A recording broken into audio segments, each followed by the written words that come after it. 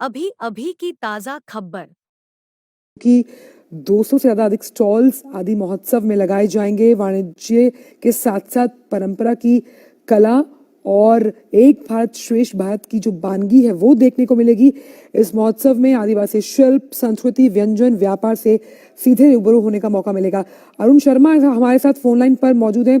अरुण, एक अहम बात यहाँ पर यह भी है जो रोमांचक भी है और विशिष्ट बनाती है इस बार के आयोजन को, वो ये है कि संयुक्त राष्ट्र ने भारत सरकार के प्रस्ताव पर वर्ष 2023 को अंतर्राष्ट्रीय मोटा अनाज वर्ष घोषित किया। ऐसे में इस महोत्सव में विशेष ध्यान आदिवासियों द्वारा उगाए गए श्री अन्न को भी दिया गया है, उसे भी प्रदर्शित किया जाएगा। बहुत बड़ा एक तरह से आप हाईलाइट कह सकते हैं इस बार की आदि महोत्सव का, क्योंकि हम जानते हैं कि भारत की पहल के ऊपर एक तरह से दुनिया भर के अंदर एक तरह से इंटरनेशनल ईयर ऑफ मिलेट्स मनाया जाएगा। दुनिया भर के अंदर अवेयरनेस क्रिएट की जा रही है मिलेट्स को लेकर के, जिसको मोटा अनाज कहते हैं। और मोटा अनाज तो भारत काफी लंबे समय से कंज्यूम कर रहा है। बहुत पुराने समय से हम देखते हैं कि जो हमारे पूर्वज भी रहे वो मोटा अनाज को कंज्यूम करते रहे हैं और काफी एक तरह से पौष्टिक होता है, न्यूट्रिशन के लिहाज से बहुत पौष्टिक होता है। तो अब उसकी अवेयरनेस क्रिएट हो रही है। इस बात को दुनिया भर ने माना है कि मिलेट्स की कितनी महत्वता है, और यही प्राइम मिनिस्टर नरेंद्र मोदी के इनिशिएटिव के ऊपर आप यूं कह सकते हैं कि दुनिया भर के अंदर अब इसको जो इस साल को इंटरनेशनल ईयर ऑफ मिलेट्स मनाया जा रहा है। तो इस बार जो आदि महोत्सव का आयोजन होगा, तो दूसरा जो बड़ा हाईलाइट है, अपार्ट फ्रॉम ट्राइबल के जो प्रोडक्ट होंगे, उनके जो हैंडलूम है, उनकी जो आर्ट है, वो तो शोकेस की जाएगी, लेकिन जो फूड स्टॉल्स यहाँ पे लगाए जाएंगे उसमें जो अलग अलग तरह के जो श्री अन्न जिसको हम कहते हैं, यानी कि मिलेट्स जो हैं वो भी यहाँ पे प्रदर्शित किए जाएंगे। उसकी अवेयरनेस क्रिएट की जाएगी। क्या क्या प्रोडक्ट्स ये ट्राइबल जो कम्युनिटी है वो बना रही है मिलेट्स के लिहाज से, क्योंकि कई सारे हम देखते हैं कि वैल्यू एडिशन किया जा रहा है मिलेट्स के अंदर। जो आप यूं भी कह सकते हैं कि नूडल्स भी आपको अब मिलेट्स के तौर पर मिल रही हैं। तो कई सारे जो बच्चों को लुभाएं ऐसे ऐसे प्रोडक्ट्स भी ये ट्राइबल कम्युनिटी ने बनाए हैं, जो कि मिलेट्स के आधार पर या मिलेट्स को लेकर के बनाए हैं। तो वो भी आपको कहीं ना कहीं यहाँ हाईलाइट होते हुए दिखाई देंगे। तो यही एक तरह से फोकस है प्राइम मिनिस्टर नरेंद्र मोदी का, कि कैसे एक इंक्लूसिव अप्रोच हो सके। ट्राइबल जो कम्युनिटी है जो देश में कंट्रीब्यूशन कर रही है। एक मिनट आपको रोकना चाहूंगी, अपने दर्शकों को बताएं कि अभी कुछ देर पहले माल्या जो पुष्प वर्षा की थी, जो बिरसा मुंडा जो जन जागरण के लिए जाने जाते हैं आदिवासी समाज के लिए, उनकी मूर्ति पर, और अभी यहाँ पर जो तमाम स्टॉल्स हैं उसका जायजा लेते हुए प्रधानमंत्री, आप देख सकते हैं असम का यहाँ पर स्टॉल है और तमाम राज्यों के स्टॉल हैं, खास तौर पर कैसे ट्राइफेड जो है वो इस पूरे आयोजन को सफल बनाने की कोशिश कर रहा है। तो किस तरह से जो आदिवासी समाज से जुड़े उत्पाद है वो उनकी पहुंच आम जनता तक सुनिश्चित की जाए, ये हम देख पा रहे हैं। ये कितनी अहम आप मानते हैं? ट्राइफेड का भी रोल इसमें बहुत अहम हो जाता है।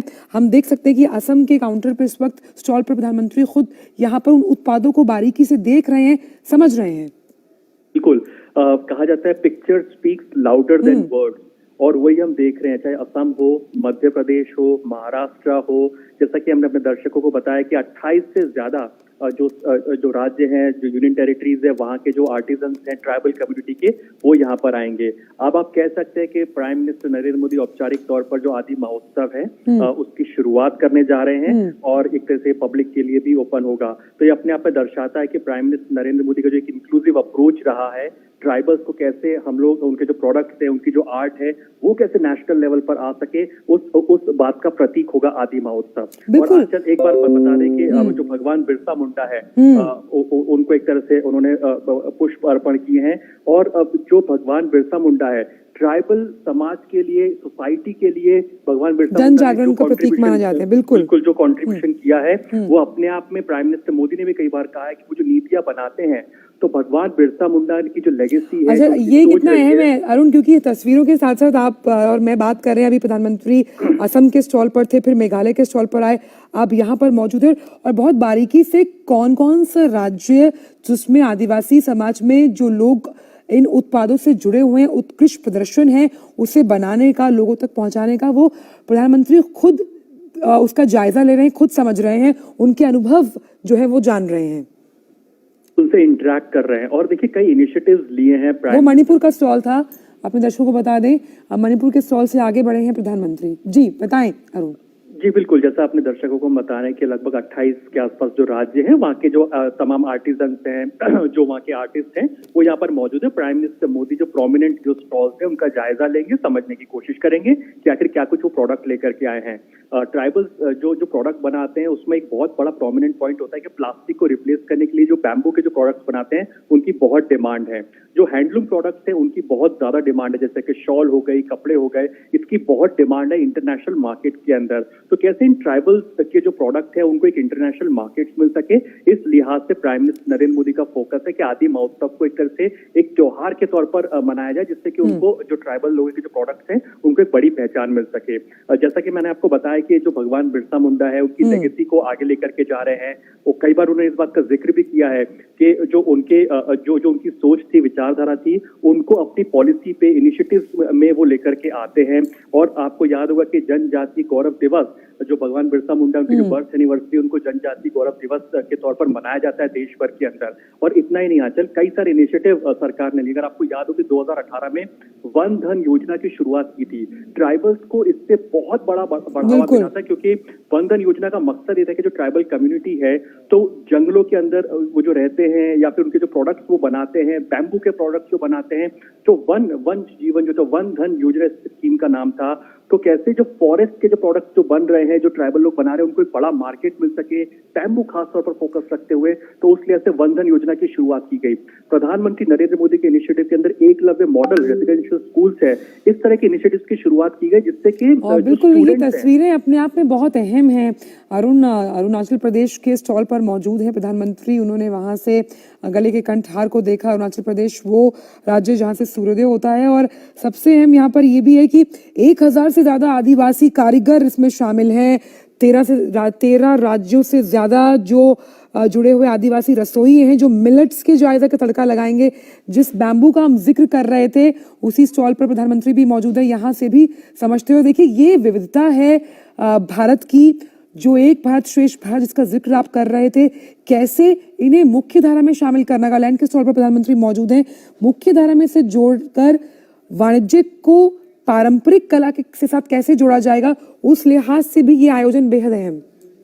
बिल्कुल आंचल, आप यूं कह सकते हैं कि रंग अनेक तिरंगा एक, राज्य अनेक भारत एक। तो हर राज्य के लोग अपनी अपनी जो सांस्कृतिक धरोहर है, जो उनके आर्ट्स हैं, कल्चर है, प्राइमरीली उसको शोकेस कर रहे हैं। लेकिन at the end of the day हम लोग भारत की बात कर रहे हैं, समूचे इंडिया की बात कर रहे हैं, और कैसे इंडिया एक इंटरनेशनल लेवल पर इन प्रोडक्ट्स को लेकर के आया जा सके, इस बात पर फोकस है। प्राइम मिनिस्टर नरेंद्र मोदी का अप्रोच रहता है कि जो एक इंक्लूसिव अप्रोच रहती है, वो जानने की कोशिश करते हैं कि अगर ट्राइबल कम्युनिटी अगर कुछ डिजाइन कर रही है, बना रही है, तो उनके प्रोडक्ट में जो दमखम है उसको कैसे ब्रांडिंग मिल सके। हमने कई बार देखा कि कई सारे अहम जो मौके होते हैं प्रधानमंत्री नरेंद्र मोदी के लिए, उस पर वो इन कई सारे प्रोडक्ट्स को खुद आजमाते हैं, खुद पहनते भी है। अभी आपको हाल ही में याद होगा आंचल कि प्राइम मिनिस्टर नरेंद्र मोदी ने पार्लियामेंट के अंदर एक जैकेट पहनी थी। वो जैकेट प्लास्टिक से रिसाइकल करके इंडियन ऑयल कॉर्पोरेशन द्वारा दी गई। जी बिल्कुल। तो वो दर्शाता है कि प्राइम मिनिस्टर नरेंद्र मोदी का फोकस बिल्कुल साफ है कि कैसे 2070 तक भारत को अगर कार्बन न्यूट्रल होना है तो हमें एक सर्कुलर इकोनॉमी की बात करनी है। सर्कुलर इकोनॉमी के अंदर बहुत इंपॉर्टेंट योगदान रहता है कि हम कैसे अपनी जो लाइफस्टाइल है उसको चेंज करें।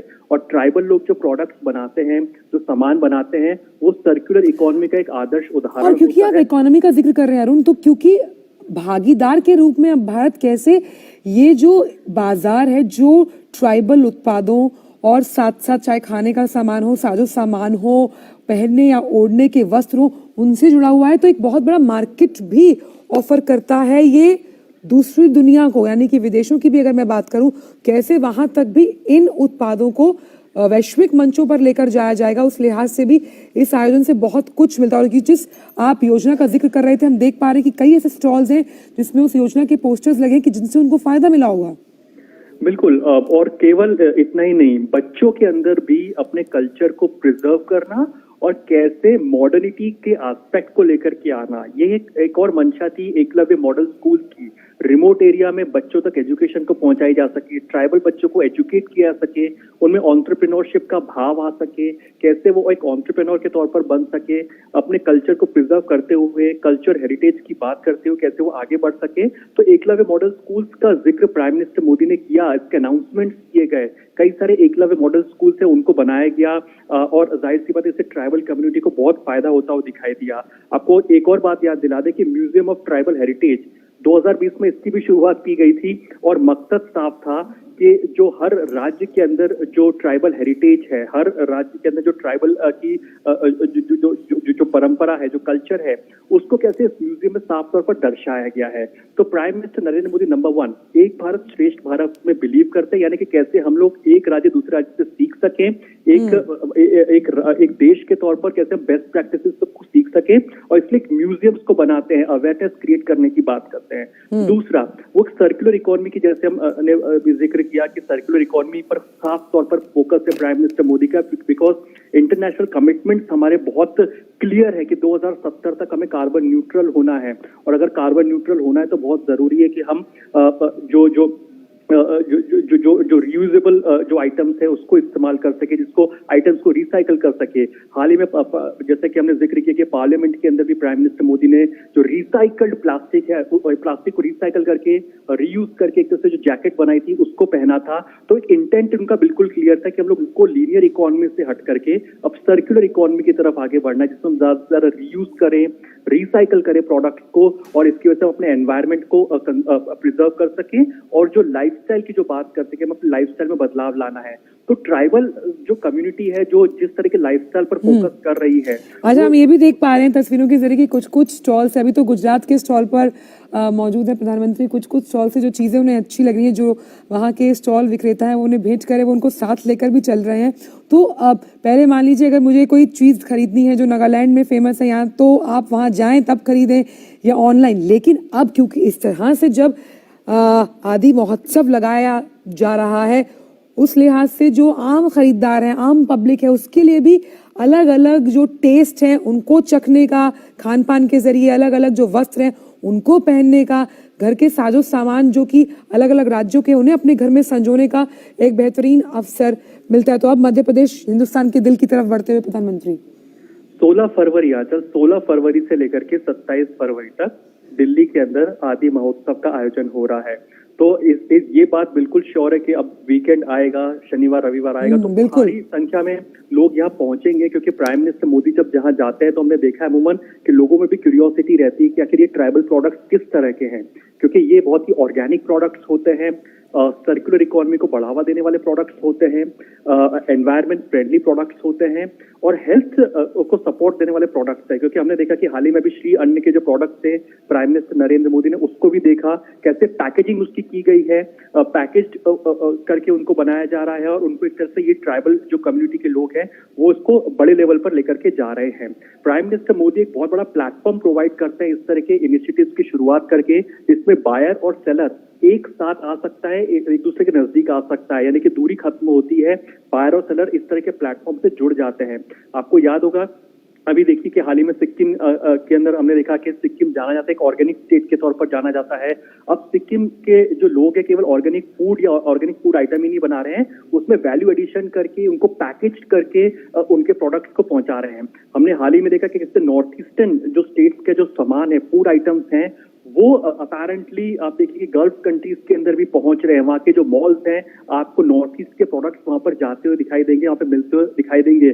तो दिखा रहा है कि प्राइम मिनिस्टर मोदी की लीडरशिप में पिछले 8-9 साल के अंदर जो मेजर इनिशिएटिव्स लिए गए हैं, स्ट्रक्चरल चेंजेस किए गए हैं, उससे बहुत बड़ा फायदा ये हुआ है कि इंक्लूसिविटी आई है एक अप्रोच के अंदर, और जो ट्राइबल कम्युनिटी है स्पेसिफिकली जो इनिशिएटिव्स जितने लॉन्च किए गए हैं उसका इन ट्राइबल कम्युनिटी को बहुत ज्यादा फायदा हुआ है।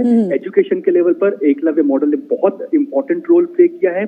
तो दूसरी तरफ एंटरप्रेन्योरशिप को बढ़ावा देने के लिए जो गवर्नमेंट ने कई सारे इंसेंटिव और इनिशिएटिव्स की शुरुआत की है, जिससे कि इन ट्राइबल कम्युनिटी के लिए अब अगर उनको बिजनेस करना है, अपने प्रोडक्ट्स को बनाना है, तो उनके लिए फाइनेंसिंग बहुत ईजी हो गई है। ये जो बात आप कह रहे हैं वो अरुण बहुत अहम है कि जब हम B2B यानी बिजनेस टू बिजनेस की बात कर रहे हैं, उसके लिए कितना अहम मंच है, क्योंकि खाली आम जनता के साथ साथ अगर जो स्मॉल एंटरप्रेन्योर्स हैं, अगर उनको कोई स्टार्टअप लगाना है और वो किसी राज्य के साथ कोलैबोरेशन करना चाहते हैं, उनके लिए भी बहुत ये अहम महोत्सव हो सकता है। खासतौर पे चाहे वीकेंड्स की बात करें, अभी तो लंबा चलेगा ये महोत्सव, तो उस लिहाज से भी एक बहुत अहम पहल। बिल्कुल, अभी हाल में जो अपने स्क्रीन पर आप जो विजुअल्स देख रहे हैं, अपेरेंटली ये सब रीयूजेबल या क्यों कह सकते हैं कि एनवायरमेंट फ्रेंडली प्रोडक्ट्स हैं जो कि नॉर्थ ईस्टर्न स्टेट से हैं खास तौर पर, तो उनको प्राइम मिनिस्टर मोदी देख रहे हैं। आप इनके कपड़ों की बात कर लीजिए, प्रोडक्ट्स की बात कर लीजिए, ये एक तरह से एनवायरमेंट फ्रेंडली प्रोडक्ट्स हैं जो पीएम ने जो लाइफ का जो मंत्रा दिया है इंटरनेशनल प्लेटफॉर्म्स के ऊपर, ये उनको सपोर्ट करता है, सपोर्टिव वो है, कॉम्प्लीमेंट्री है उन तमाम इनिशिएटिव्स के लिहाज से। जो हम ज्वेलरी की बात कर रहे हैं, तो ये देखिए ज्वेलरी को बनाया है, और आजकल लोग प्लास्टिक का एक अपेरेंटली एक ऑप्शन ढूंढते हैं कि इसका क्या दूसरा ऑप्शन हो सकता है। तो देखिए बैम्बू के जो प्रोडक्ट्स हैं वो भी डिस्प्ले पर रखे गए हैं। हम देख रहे हैं कि जेम्स एंड ज्वेलरी है, कई बार ये होता है कि भारत, हम जानते हैं कि भारत एक बहुत बड़ा प्लेयर है जहाँ तक जेम्स एंड ज्वेलरी की बात की जाए। हम लोग बहुत मैसिवली इसको बाहर दूसरे देशों में भेजते हैं, और लेकिन जो जेम्स एंड ज्वेलरी सेक्टर के अंदर जो दरकार होती है कि कैसे इनोवेशन की जा सके, क्योंकि जेम्स एंड ज्वेलरी का मार्केट बहुत बड़ा है, लेकिन लगातार उसमें इनोवेशन करने पड़ते हैं अपनी एक तरह से साख बनाए रखने के लिए। और कैसे अब देखिए कि नागालैंड के लोग हो गए, नॉर्थ ईस्टर्न स्टेट्स के जो लोग हैं, जेम्स एंड ज्वेलरी के अंदर एक लोकल टच दे रहे हैं, इनोवेशन कर रहे हैं, जिसकी वजह से इन प्रोडक्ट्स को या जो जेम्स एंड ज्वेलरी है उनको एक तरह से पहचान मिल सके या बड़े स्तर पर इनको सेल करने में या मार्केट और क्योंकि अरुण, ये भारत के वो खजाने हैं जिनका प्रदर्शन इस तरह का मंच उनको चाहिए था। बहुत सी ऐसी बातें या बहुत से ऐसे हम कह सकते हैं उत्पाद, वस्त्र, पेंटिंग्स, हस्तशिल्प, व्यंजन, पारंपरिक कला जिससे मैं और आप भी अनजान हैं, क्योंकि हम इतना तो नहीं घूम सकते। तो ये एक मंच पर आपको लाकर अगर मिल जाए एक ही प्लेटर पर, under one umbrella, under one roof, तो ये आपके लिए बहुत अहम है। और उस लिहाज से भी कि आप जायजे के साथ साथ जायका भी ले रहे हैं, जिसका हम देख पा रहे हैं, एक मुजाहिरा प्रधानमंत्री भी देख रहे हैं कि किस तरह से इस जो ये महोत्सव इसका आयोजन किया गया है उसका फायदा इन आदिवासियों को मिलता हुआ। बिल्कुल, देखिए चाहे झारखंड का स्टॉल हो, मध्य प्रदेश का हो, नॉर्थ ईस्टर्न स्टेट्स का हो, महाराष्ट्र का हो, गुजरात का हो, हर जगह की अपनी स्पेशलिटी है। प्राइम मिनिस्टर मोदी कई मंचों पर इस बात को कह चुके हैं कि अगर हमें रेलेवेंट बने रहना है तो हमें वैल्यू एडिशन करना होगा। और आप देखिए पिछले 7-8 साल में हमने कई सारे इस तरह के इनिशिएटिव्स देखे हैं, लेकिन ये जो आदि महोत्सव अब हो रहा है, ये बहुत ही एक डेवलप्ड स्टेज में अभी आपको दिखाई देगा, बहुत ही मैच्योरिटी दिखाई देगी इस तरह के जो ये इवेंट्स हो रहे हैं, क्योंकि इसमें देखिए कि प्राइम मिनिस्टर मोदी ने जो बात कही थी 5, 7, 8 साल पहले कि आप अपने प्रोडक्ट्स में वैल्यू एडिशन कीजिए, पैकेजिंग अच्छी कीजिए, उसको एक तरह से आप बेहतरी के साथ बनाइए, क्या एक्स्ट्रा आप उसमें एक इनोवेशन कर रहे हैं, वो तमाम चीजें अब हमें जो अपने एंटरप्रेन्योर्स है उसके अंदर दिखाई देती है। आप देखिए कितनी बेहतरी के साथ में पैकेजिंग की हुई है जिसकी प्राइम मिनिस्टर मोदी बात करते हैं। प्रोडक्ट्स को क्योंकि आजकल क्योंकि जमाना ये है कि हमें प्रोडक्ट्स को दूसरे देशों में भी भेजना होता है, तो जो पैकेज फूड होते हैं उसको आसानी से भेजा जा सकता है। तो जो ग्लोबलाइज्ड वर्ल्ड में हम रह रहे हैं, वसुधैव कुटुंबकम की हम बात कर रहे हैं, दुनिया बहुत छोटी हो चुकी है क्योंकि कैसे सामान एक देश से दूसरे देश में तुरंत पहुंच रहा है, डिमांड बढ़ रही है क्योंकि ऑनलाइन ई कॉमर्स इतना ज्यादा बढ़ रहा है, तो उस लिहाज से बहुत बड़ा मार्केट मिल रहा है, तो कॉम्पिटिशन भी उतना बढ़ रहा है, कई एशियन कंट्रीज से भी कॉम्पिटिशन मिल रहा है। तो भारत खरा इसलिए उतरता है क्योंकि प्राइम मिनिस्टर मोदी ने आज से 7-8 साल पहले एक बात कही थी कि हमें zero defect zero effect products बनाने हैं, और वही चीज आप देखिए हमें झलक देखने को मिल रही है आज के आदि महोत्सव के अंदर। जो प्रोडक्ट्स हैं वो डिफेक्टिव नहीं है, कोई डिफेक्ट नहीं है, और जीरो इफेक्ट यानी कि एनवायरमेंट को इफेक्ट नहीं करते हैं। इसी की बात प्राइम मिनिस्टर मोदी ने आज से 7-8 साल पहले कही थी कि हमें जीरो इफेक्ट प्रोडक्ट्स को बनाना है। और आप देखिए चाहे खाने का सामान हो, यानी खाने के सामान का जिक्र कर रहे हैं ना अरुण आप, ये हिमाचल प्रदेश का स्टॉल है नेचुरल और ऑर्गेनिक। ये अब हम मानते हैं ऐसा लाइफस्टाइल है आजकल दुनिया का 24/7 काम है, हम मीडिया में हमारा भी बाकी लोग भी एक आपाधापी की जिंदगी जीते हैं। ऑर्गेनिक और बेस्ट प्रोडक्ट्स खास तौर पर नॉर्थ ईस्ट की पहचान होते हैं, या तमाम ये जो राज्य हैं उनकी, वो लोगों तक कैसे पहुंचाए जाएं किफायती दामों पर, उस लिहाज से भी गुणवत्तापूर्ण भी हो, उस लिहाज से भी ये मंच बेहद अहम। बिल्कुल, सबसे बड़ी दिक्कत जो हमारे जो एमएसएमईज हैं, ट्राइबल कम्युनिटी में जो लोग अपने बिजनेस को डेवलप कर रहे हैं, प्रोडक्ट्स बना रहे हैं, अपने कल्चर को प्रिजर्व करके कैसे उसमें एक मॉडर्न टच है, मॉडर्निटी के साथ में ब्लेंड करके उसको एक तरह से मार्केट में ले जा रहे हैं। उनके लिए सबसे बड़ी दिक्कत होती थी फाइनेंसिंग की, कि भाई कैसे फाइनेंसेस को लेकर के आया जा सके। लेकिन आप इस बात को भली भांति जानती भी हैं कि एमएसएमईज के लिए सरकार ने जितने इनिशिएटिव लिए हैं उनके लिए फाइनेंसिंग के ऑप्शन बहुत ही आसान हो गए हैं। ये पहले जैसी बात नहीं रही कि इनको फाइनेंसिंग की दिक्कत होती थी, फाइनेंसिंग की वजह से अपने आप को एक्सपैंड नहीं कर पाते थे। आज अगर जो हमारे ट्राइबल कम्युनिटी के जो प्रोडक्ट्स हम देख रहे हैं, इसमें अगर इनोवेशन देखने को मिल रही है, एक बेहतर पैकेजिंग देखने को मिल रही है, तो इसमें बहुत बड़ा सपोर्ट फाइनेंसिंग का भी रहता है, एक फाइनेंशियल सपोर्ट का रहता है। चाहे मुद्रा जैसी इनिशिएटिव्स हो या फिर आप जो अन्य हम जो इनिशिएटिव्स की बात करें, जो स्टैंड अप इंडिया जैसे इनिशिएटिव की बात करें, इसमें जो फाइनेंसिंग के ऑप्शंस के रास्ते खोले गए पिछले 7-8 साल के अंदर, उससे बहुत ही संबल मिलता है जो कम्युनिटी है, ट्राइबल कम्युनिटी को। कोविड जैसी महामारी के दौरान भी हमें याद है कि जो 20 लाख करोड़ का जो मेगा आत्मनिर्भर भारत का पैकेज अनाउंस किया गया था, उसके कोर में भी एमएसएमईज को रखा गया था। इंक्लूसिव अप्रोच के साथ में ट्राइबल कम्युनिटी को उसको बहुत बड़ा फायदा हुआ था जो इस तरह के प्रोडक्ट्स को बनाते हैं।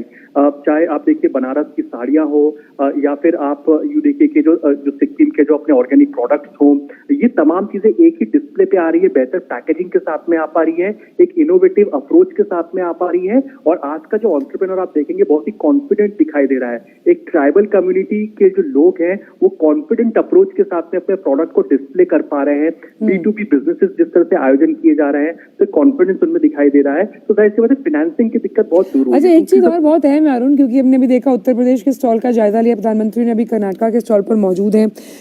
लोग कहते हैं कि बिजनेस सीखने के लिए MBA करना जरूरी है, लेकिन ये जो आदिवासी हैं, क्योंकि इनकी जो हम कहते हैं ना हाथ को हुनर, वो अपने आप में इतने माहिर हैं, अपनी कला में पारंगत हैं, उस लिहाज से ये जो बिजनेस मॉडल वो पेश कर पा रहे हैं जो निवेशकों को आकर्षित भी करेगा और साथ ही साथ रोजगार के नए अवसर, जिसका जिक्र लगातार प्रधानमंत्री करते हैं कि आत्मनिर्भर भारत की सबसे बड़ी आवाज। बिल्कुल, रोजगार जॉब क्रिएशन बिल्कुल डायरेक्टली जुड़ा हुआ है। देश के अंदर मान के चलिए कि 10 करोड़ के आसपास एमएसएमईज हैं। उत्तर प्रदेश जैसे जो राज्य आते हैं वो 1 डिस्ट्रिक्ट 1 प्रोडक्ट की बात कर रहे हैं, उसके कोर में एमएसएमईज होते हैं। और जाहिर सी बात है ट्राइबल कम्युनिटी का एक बहुत इंपॉर्टेंट योगदान रहता है। नॉर्थ ईस्टर्न जैसे स्टेट्स हो गए, महाराष्ट्र जैसा स्टेट हो गया, गुजरात हो गया for that matter, Madhya Pradesh for that matter, यहाँ पे ट्राइबल कम्युनिटी का एक इंपॉर्टेंट योगदान रहता है जो कि एमएसएमईज में भी कॉन्ट्रीब्यूशन रखता है। अब इस समय पर देखिए प्राइम मिनिस्टर मोदी ओडिशा के स्टॉल पर है। ओडिशा जो भगवान जगन्नाथपुरी की अपने आप में जो धरती है, ये केरला का स्टॉल है। अभी केरला के स्टॉल से आगे बढ़े हैं अरुण, और अब आगे बढ़ते हुए दूसरे स्टॉल पर पहुंचे। जी बिल्कुल। तो अभी हाल ही में जो ओडिशा के स्टॉल पर थे, तो वहाँ पे जो देखिए पेंटिंग जो वहाँ की जो मशहूर है, जो वहाँ के लोग पेंटिंग बनाते हैं, जो उनकी जो आर्ट है वो काफी फेमस है। तो एक तरह से हर स्टेट की जो अपनी खासियत है, तो वो जाहिर सी बात है हमें डिस्प्ले पे यहाँ देखने को मिलती है। तो वो एक तरह से जो मार्केटिंग, जो ब्रांडिंग की बात होती थी, जो कहीं ना कहीं मिसिंग थी, जिसमें जो अदर एशियन कंट्रीज बाजी मार जाया करते थे एक समय में, यूरोपियन कंट्रीज बाजी मार जाया करते थे कि भाई यहाँ का प्रोडक्ट है तो बहुत अच्छा प्रोडक्ट होगा। लेकिन आज जो मेक इन इंडिया है, ये जो छाप के साथ में जो एंटरप्रेन्योर्स आगे निकल करके आ रहे हैं, ये अपने प्रोडक्ट को शोकेस कर रहे हैं, तो एक जो मेक इन इंडिया की जो ब्रांडिंग निकल करके आई है वो भी बहुत कॉन्फिडेंस देती है। जो एंटरप्रेन्योर्स हैं, ट्राइबल कम्युनिटी के जो लोग हैं, तो चाहे गुजरात के लोग हो, उड़ीसा के लोग हो, हर कोई अपनी अपनी स्ट्रेंथ को, अपनी आर्ट को, अपने कल्चर को, अपनी हेरिटेज को एक मॉडर्न अप्रोच के साथ में यहाँ पेशकश कर रहा है। तो अगर हम पिछले 7-8 साल में समझने की कोशिश करें, आज अगर थोड़ा इसको कंक्लूड करें इस इकोनॉमिक एंगल को, तो देखेंगे कि फाइनेंसिंग के जो इश्यूज है वो बहुत दुरुस्त हुए हैं, फाइनेंसिंग बहुत आसान हुई है और उसका फायदा ट्रैवल कम्युनिटी को मिला है। एक बात बहुत अहम है, अभी अंडमान निकोबार के इस स्टॉल से प्रधानमंत्री निकले हैं, ये यहाँ बैठकर मैं इस मंच से देख रही हूँ, आप वहां से देख रहे होंगे, दर्शक DD न्यूज देख रहे हैं, ये इतना इंटरेस्टिंग लग रहा है तेलंगाना के स्टॉल पर प्रधानमंत्री है कि यहीं से बैठकर मैं और आप यहाँ जो जनता दिख रही है वो सोच पा रही हूँ कितना अहम है कि भाई ये एक अगर पिकनिक के तौर पर हम अपने बच्चों के साथ इस वीकेंड पे प्लान करें या बिजनेस के लिहाज से प्लान करें, जायका लेने के लिए प्लान करें, परंपरागत जो कलाएं हैं उन्हें देखने के लिए प्लान करें, एक बहुत उपयुक्त हम कह सकते हैं ये जो पूरा हफ्ता रहेगा 27 फरवरी तक ये चलने वाला है, ये जो पूरा महोत्सव है ये अपने आप में बहुत आकर्षक, क्योंकि नए नए आयाम लगातार हर साल जुड़ते हुए, जैसे इस बार श्री अन्न है जो सबसे अपने आप में विशिष्ट और मैं कह सकती हूँ कि USP रहेगा इस बार के महोत्सव का। मिलेट्स बिल्कुल USP रहेगा। और आपने कहा कि बच्चों के लिए पिकनिक, तो बिल्कुल 27 फरवरी तक ये जो आदि महोत्सव खुला है, ये जो स्टॉल्स है जिसको प्राइम मिनिस्टर मोदी विजिट कर रहे हैं, यहाँ पर आप जा सकते हैं, परचेज कर सकते हैं इन सामान को, और यहाँ के जो मिलेट्स जो ये जो स्टेट्स लेकर के आए हैं अपने साथ में, अपने अपने जो खास जायके के साथ में, वो भी आप खरीद सकते हैं, परचेज कर सकते हैं। आप इनको लॉन्ग टर्म ऑर्डर्स भी दे सकते हैं, आप इनसे कॉन्टैक्ट भी बना सकते हैं। हो सकता है आदि महोत्सव के बाद में जो सिक्किम के जो ट्राइबल कम्युनिटी के लोग हैं सिक्किम चले जाएंगे, ये लोग अपने अपने राज्य को लौट जाएंगे, आप इनके फोन नंबर ले सकते हैं, ये आपको डायरेक्टली घर पर भी डिलीवर कर सकते हैं। तो कई बार ऐसा देखा है कि जो B2B इवेंट्स होते हैं इसमें ऐसा रहता ही है। मैं आपको छोटी सी बात बताऊं कि जो मेरा बेटा भी है, उसको सिक्किम की जो मिर्ची बहुत पसंद है, वो सबसे तीखी मिर्ची कही जाती है, तो वो सिक्किम की मिर्ची लेने के लिए शायद ट्राइबल का जो ये महोत्सव है, जो आदि महोत्सव है, वहां जाने की बात कह रहे हैं। तो ये बताता है कि कैसे बच्चों में, जो छोटे छोटे बच्चे, उनमें अवेयरनेस क्रिएट हुई है कि अगर सिक्किम, क्योंकि कई सारे स्टेट्स हैं, हर स्टेट में आना मुमकिन नहीं हो सकता आपके लिए, लेकिन वो स्टेट से अगर आपके द्वार पर चल करके बहुत अहम बात आपने की। जैसे अब हम बात करते हैं, जब हिमाचल जाते हैं तो वहाँ पे फ्रूट जैम्स हैं या ड्राइड एप्पल होता है। अब या तो आप हिमाचल जाएं या कोई आपका दोस्त है वो हिमाचल रहता हो तो वो लेकर आए, लेकिन इस तरह की चीजें अगर आप यहाँ पर लेते हैं, और क्योंकि आपने कहा कि यहाँ पर आप लॉन्ग टर्म ऑर्डर्स भी दे सकते हैं, उस लिहाज से भी बहुत अहम। तो बच्चों के लिए, महिलाओं के लिए यहाँ पर जो अलग अलग राज्य हैं उनकी जो पारंपरिक साड़ियाँ हैं, ज्वेलरीज हैं जो आर्टिफिशियल भले ही हो लेकिन कहीं ना कहीं कलात्मक रूप से अहम आपके ज्वेलरी बॉक्स में कहीं ना कहीं हो सकती है। और अगर घर का साजो सामान जो हम हमेशा से कहते हैं कि भाई ये कोई वहां से लाया, यहाँ से लाया, अब आपके लिए एक मंच के माध्यम से मौजूद। बिल्कुल आंचल, और देखिए प्राइम मिनिस्टर्स ऑफिस लगातार इस तरह के इवेंट्स को मॉनिटर करता है स्टैटिस्टिकली कि आखिरकार कितना फुटफॉल आया और इसका फायदा हो रहा है नहीं हो रहा। प्राइम मिनिस्टर मोदी जब गुजरात के चीफ मिनिस्टर थे तो वाइब्रेंट गुजरात की उन्होंने शुरुआत की थी, और उस समय पर करी थी जब कच्छ की भूकंप की आपदा के बाद में गुजरात जूझ रहा था इकोनॉमिकली। ऐसे में वाइब्रेंट गुजरात का आयोजन हुआ, और उस समय जब prime minister Modi chief minister थे और मैसिव इन्वेस्टमेंट कमिटमेंट पहले ही वाइब्रेंट गुजरात में आए, तो उसके बाद ये पाया गया कि आज की तारीख में इन्वेस्टमेंट की कमी नहीं है। इन्वेस्टमेंट, जो इन्वेस्टर है जहां इन्वेस्ट करना चाहता है, उन दोनों को मिलाने की जरूरत है। और इस तरह के जो इनिशिएटिव्स होते हैं वो एक तरह से बायर और सेलर को, इन्वेस्टर को इन्वेस्टमेंट डेस्टिनेशन से मिला देते हैं। और लगातार प्राइम मिनिस्टर्स ऑफिस भी इस तरह की मॉनिटरिंग करता है कि जैसे आदि महोत्सव हो गया, ये इस तरह के जो इनिशिएटिव्स किए जा रहे हैं इसका क्या प्रभाव पड़ रहा है। तो नंबर 1, इससे अवेयरनेस फैल रही है कि लोगों को पता चल रहा है। दूसरा, जो एक तरह से मार्केटिंग की दिक्कत आती है ट्राइबल कम्युनिटी के लोगों को, MSMEs को, कि भाई हमें एक बड़ा मार्केट नहीं मिल पा रहा है, हम कहाँ पे जाके मार्केटिंग करें, कहाँ पे जाके अपने प्रोडक्ट्स को बेचें, तो इनको प्रोडक्ट बहुत एक्सपोनेंशियल ग्रोथ देखने को मिली है कि कैसे इन जो MSMEs हैं, ट्राइबल कम्युनिटी के लोग हैं, अपने प्रोडक्ट्स को बेहतर तरीके से बेच पा रहे हैं। तीसरा, तो सबसे प्रोमिनेंट कहा जा सकता है कि इस तरह के जो इवेंट्स जो लगातार किए जाते हैं, इसमें आपकी एक इंटरनेशनल साख भी बनती है, क्योंकि जो ट्राइबल कम्युनिटी के लोग हैं अपने आप को अच्छे से एस्टैब्लिश करने के बाद में इंटरनेशनल मार्केट्स को भी तलाशते हैं और इंटरनेशनल प्रोडक्ट्स को बेचते हैं, जिसका सीधा फायदा भारत को एज अ देश होता है कि जो हमारे प्रोडक्ट्स है वो इंटरनेशनली भी एक तरह से कॉम्पिटिटिव हो जाते हैं।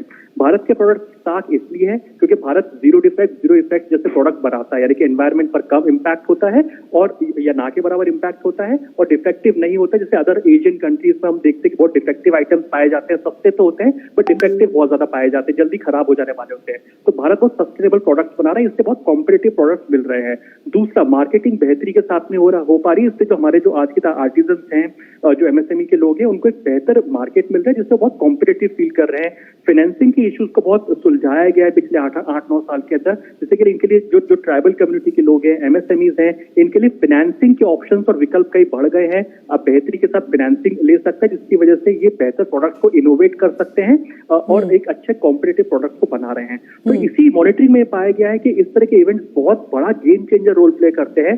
जिन ट्राइबल प्रोडक्ट्स को शायद बहुत लोग नहीं जानते थे, वो दूरदर्शन के माध्यम से या फिर प्राइम मिनिस्टर नरेंद्र मोदी जब विजिट कर रहे हैं, तो उनका जो एक बहुत बड़ा जो एक फॉलोइंग ग्रुप है, जो एक तरह से जो बेस है प्राइम मिनिस्टर, मतलब एक बहुत अहम बात यहाँ पर अरुण ये भी है कि सामान खरीदने के लिए दुकान वाला जो कॉन्सेप्ट है उसको बहुत हद तक मैं कह सकती हूँ लिमिट किया है प्रधानमंत्री ने, कि जरूरी नहीं है आपके पास दुकान हो, जरूरी नहीं है, आपके पास एक मंच होना जरूरी है, आपके साथ वो एक आत्मीयता जो आप अपने ग्राहक के साथ भले ही एक बार अगर आप वो जो ग्राहक आपके पास खरीदने के लिए आए वो बार बार आए, उसके लिए दुकान की जरूरत नहीं है। आपके साथ जिस तरह से मल्टीपल ऑर्डर्स के लिए अब अलग अलग ऑप्शंस भी अवेलेबल हैं, जिस तरह से इस तरह के आयोजन किए जाते हैं, वो अपने आप में बेहद अहम।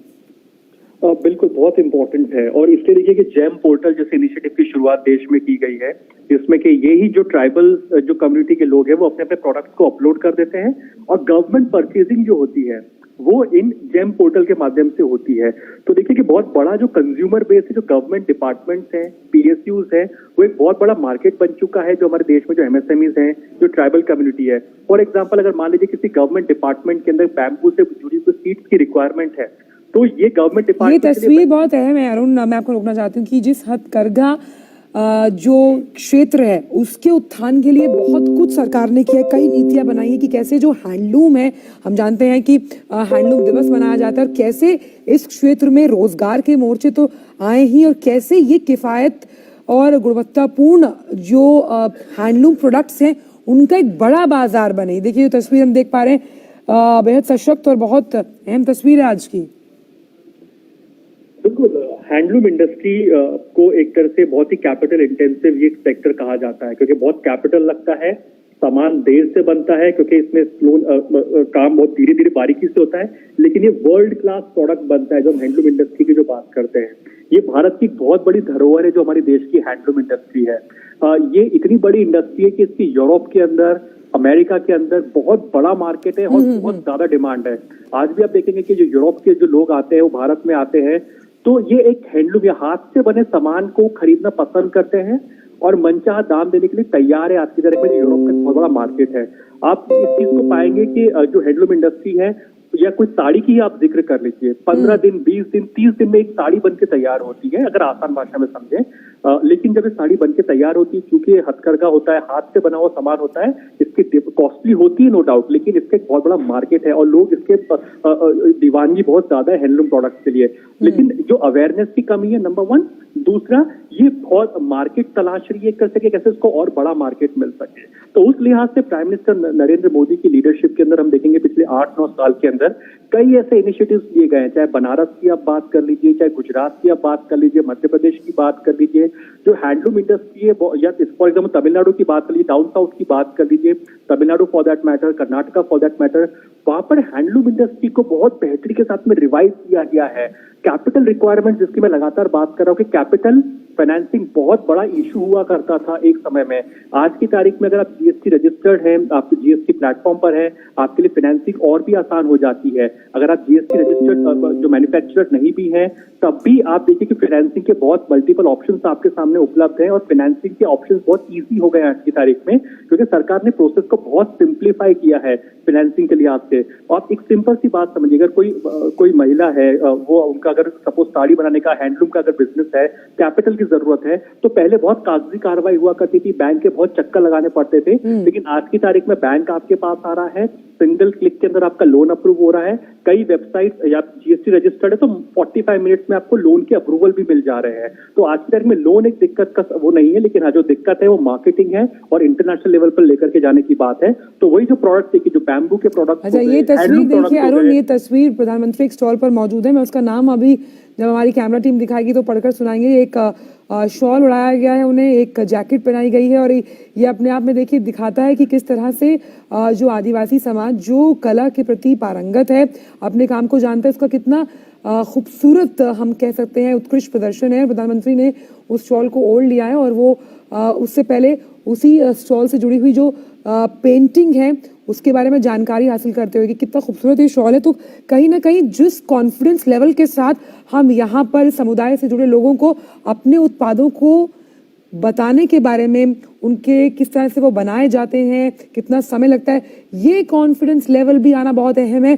क्योंकि अगर आप एक बिजनेस करते हैं या आप अपने उत्पाद को बेचना चाहते हैं तो ये कॉन्फिडेंस लेवल भी इस तरह के महोत्सव से आया और सरकार ने इस बात को भली भांति समझा और इस पूरे क्षेत्र में उल्लेखनीय प्रगति भी की। गुजरात है यहाँ, चल गुजरात। और ये गुजरात क्योंकि मैं इसलिए पहचान पा रहा हूँ क्योंकि ये गुजरात की आर्ट है। रास गरबा जो करते हैं लोग वो है, और जो महिला वहाँ पे थी गुजराती जो पोशाकें पहनी हुई थी, तो ये गुजरात की आर्ट है। तो ये जो शॉल है, तो हाँ जाहिर सी बात है गुजरात में भी आप देखिए जो गिर रीजन में जो महिलाएं रहती है, ट्राइबल लोग जो रहते हैं, या अंबाजी का जो एरिया आता है वहां पर जो ट्राइबल लोग रहते हैं, राजस्थान के पास पड़ता है ये एरिया, जो ट्राइबल कम्युनिटी का एरिया है।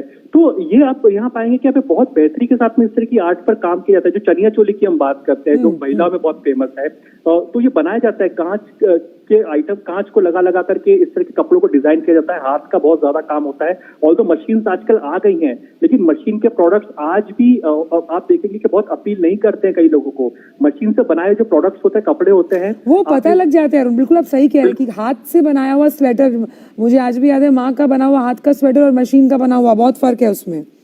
हाँ, और बिल्कुल यही बात है कि जो मशीन का कपड़ा जो होता है, जो बनता है, बन तो जल्दी जाता है, सस्ता भी बहुत मिल जाता है, लेकिन वो फाइननेस की जो आज जो तलाश लोग करते हैं, जो एस्पिरेशन लोगों की बढ़ रही है, हाथ का बना हुआ जो कपड़ा होता है बहुत ही फाइन प्रिंट देता है, बहुत ही फाइन क्वालिटी उसके अंदर होती है, जिसका एक बहुत बड़ा मार्केट आज दुनिया भर के अंदर है। यूरोपियन खास करके, मैं आपको इसका जिक्र इसलिए कर रहा हूँ कि आप गोवा में देखिए, गुजरात में जो लोग विजिट पे आते हैं, बनारस में आते हैं, वो इस तरह के हैंडलूम के जो सामान है उसको खरीदना पसंद होते हैं, जो हाथ का बना हुआ सामान है। तो ये जो प्राइम मिनिस्टर मोदी जो शॉल को जो ओढ़े हुए हैं इस समय पर, ये एक तरह से जो खादी है वो दिखाता है, ये दिखाता है, मेक इन इंडिया की झलक दिखा रहा है कि भारत के बने हुए प्रोडक्ट्स हैं, हाथ से बने हुए प्रोडक्ट्स हैं।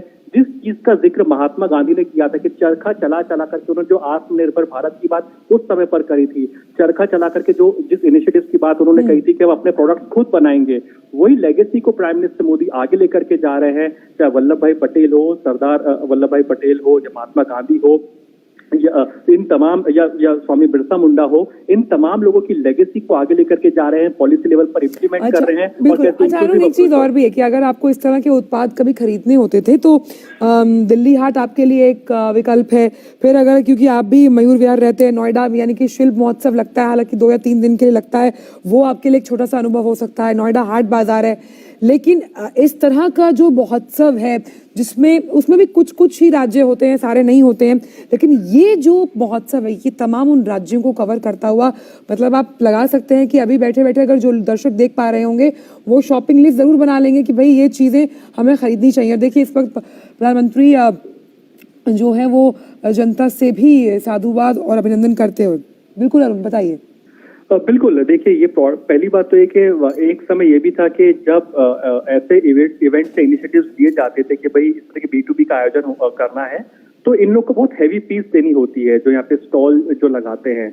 लेकिन प्राइम मिनिस्टर मोदी ने इस बात पर फोकस रखा हुआ है कि हमारा मकसद है कि कैसे मार्केट को पहुंचाया जा सके, मैन्युफैक्चरर है उसके पास तक, लोगों को एक तरह से मैन्युफैक्चर तक कैसे पहुंचाया जा सके।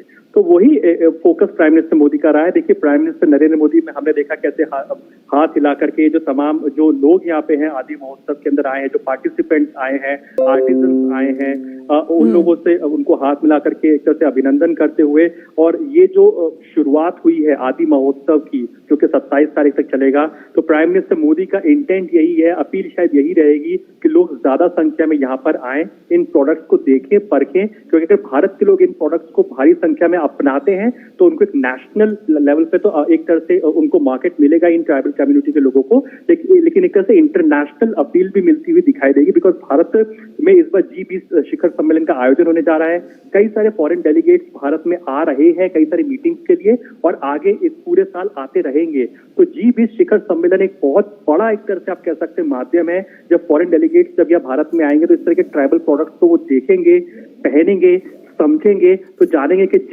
जिन प्लास्टिक को हटाने की वो बात कर रहे हैं, तो भारत तो एक तरह से उसके सोल में वही रहता है कि वो एनवायरमेंट फ्रेंडली। ये जो आपने बात की वो बहुत अहम है कि देखिए अब कोई सब्जी लेने जा रहा है, कोई सामान लेने जा रहा है, तो वो प्लास्टिक को ना चूज करके जो अन्य विकल्प है जिसमें बैम्बू बहुत बड़ा रोल अदा करता है, कपड़े के जो थैले होते हैं वो बड़ा रोल अदा करते हैं, और क्योंकि आदिवासी समाज के लोग इस कला में पारंगत होते हैं, उस लिहाज से कैसे देखिए एक कैसा साइकिल शुरू होगा कि कैसे कहीं ना कहीं एनवायरमेंट फ्रेंडली जो उत्पाद है उसको बनाने में ये लोग महारत इन्होंने हासिल की। तो ये पिछले तो अब ये हम वापस दिखा रहे हैं आपको, प्रधानमंत्री ने स्टॉल्स का जायजा लिया और इस वक्त प्रधानमंत्री मंच पर मौजूद हैं।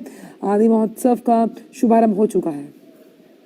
प्रधानमंत्री महोदय की संवेदनशील सोच, उनका चिंतन, उनकी दूरदृष्टि का ही परिणाम है कि आज देश भर के जनजातीय समाज में नई चेतना का, नई ऊर्जा का स्पंदन हम अपने चारों तरफ महसूस कर रहे हैं। आज ये पूरा समाज बड़े गर्व से भारत की उन्नति और प्रगति का बराबर का भागीदार बनने को तत्पर है। ऐसे माननीय प्रधानमंत्री महोदय को नमन है, वंदन है। आप सबके करतल ध्वनि के साथ उनका अभिनंदन और उनका स्वागत है। साथ ही स्वागत अभिनंदन मंच पर विराजमान केंद्रीय जनजातीय कार्य मंत्री श्री अर्जुन मुंडा जी, केंद्रीय मंत्रिमंडल में इस्पात और ग्रामीण विकास राज्य मंत्री श्री फग्गन सिंह कुलस्ते जी, केंद्रीय जनजातीय कार्य मंत्रालय में राज्य मंत्री श्रीमती रेणुका सिंह सरूता और विश्वेश्वर टुडू जी, केंद्रीय स्वास्थ्य और परिवार कल्याण राज्य मंत्री डॉक्टर भारती प्रवीण पवार जी और ट्राइफेड के अध्यक्ष श्री राम सिंह राठवा जी और देवी सज्जनों, आप सभी का स्वागत, अभिनंदन, वंदन आप सभी का। मैं निवेदन करूंगा माननीय केंद्रीय जनजातीय कार्य मंत्री श्री अर्जुन मुंडा जी से कि वे माननीय प्रधानमंत्री महोदय को हम सबके सम्मान का प्रतीक त्रिपुरा की पगड़ी पहनाकर उनका स्वागत, उनका अभिनंदन करें। त्रिपुरा के जनजातीय समुदायों की पहचान है ये पगड़ी, जिसे ऋषा कहा जाता है। इसे त्रिपुरा के अधिकांश जनजातीय समाजों में प्रयोग किया जाता है, अपने हाथ से बुना और तैयार किया जाता है। आज त्रिपुरा की तरफ से स्नेह की अभिव्यक्ति, प्रीति का ये रंग है, ये अभिव्यक्ति है इस रूप में, इस ऋषा पगड़ी के रूप में। स्वागत प्रधानमंत्री महोदय का। मैं निवेदन करूंगा माननीय श्री अर्जुन मुंडा जी से कि वे प्रधानमंत्री महोदय का स्वागत सम्मान के लिए पधारें। माननीय श्री अर्जुन मुंडा जी।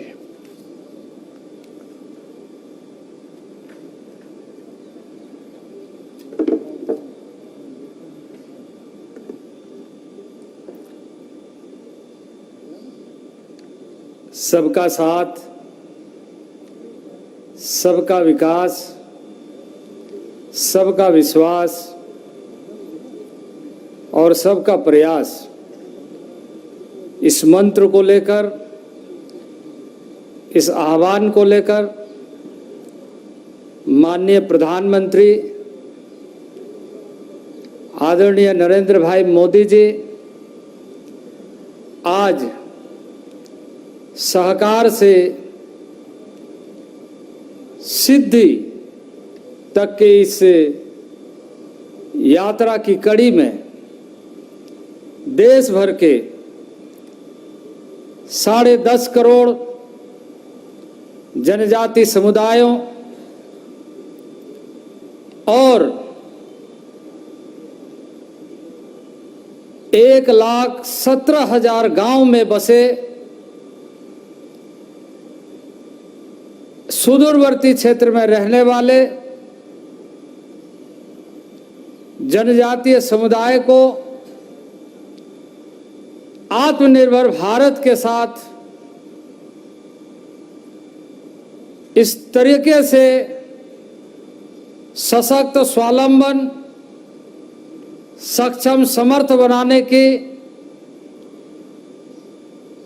एक अभूतपूर्व योजना के दृष्टि से आयोजित इस आदि महोत्सव में आपने देश भर के जनजातीय कला, संस्कृति, परंपरा, जीवन शैली के साथ जुड़े उनके उत्पादों को, खाद्य पदार्थों को,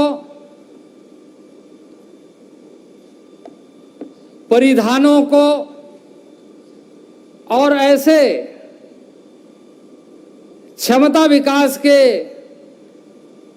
कार्यों के माध्यम से, स्किल डेवलपमेंट के माध्यम से, स्वरोजगार के दृष्टि से आगे बढ़ाने का, सहकार से सिद्धि का एक उद्देश्यपूर्ण कार्यक्रम में ट्राइफेड, जो जनजातीय सहकारी विपणन विकास परिषद,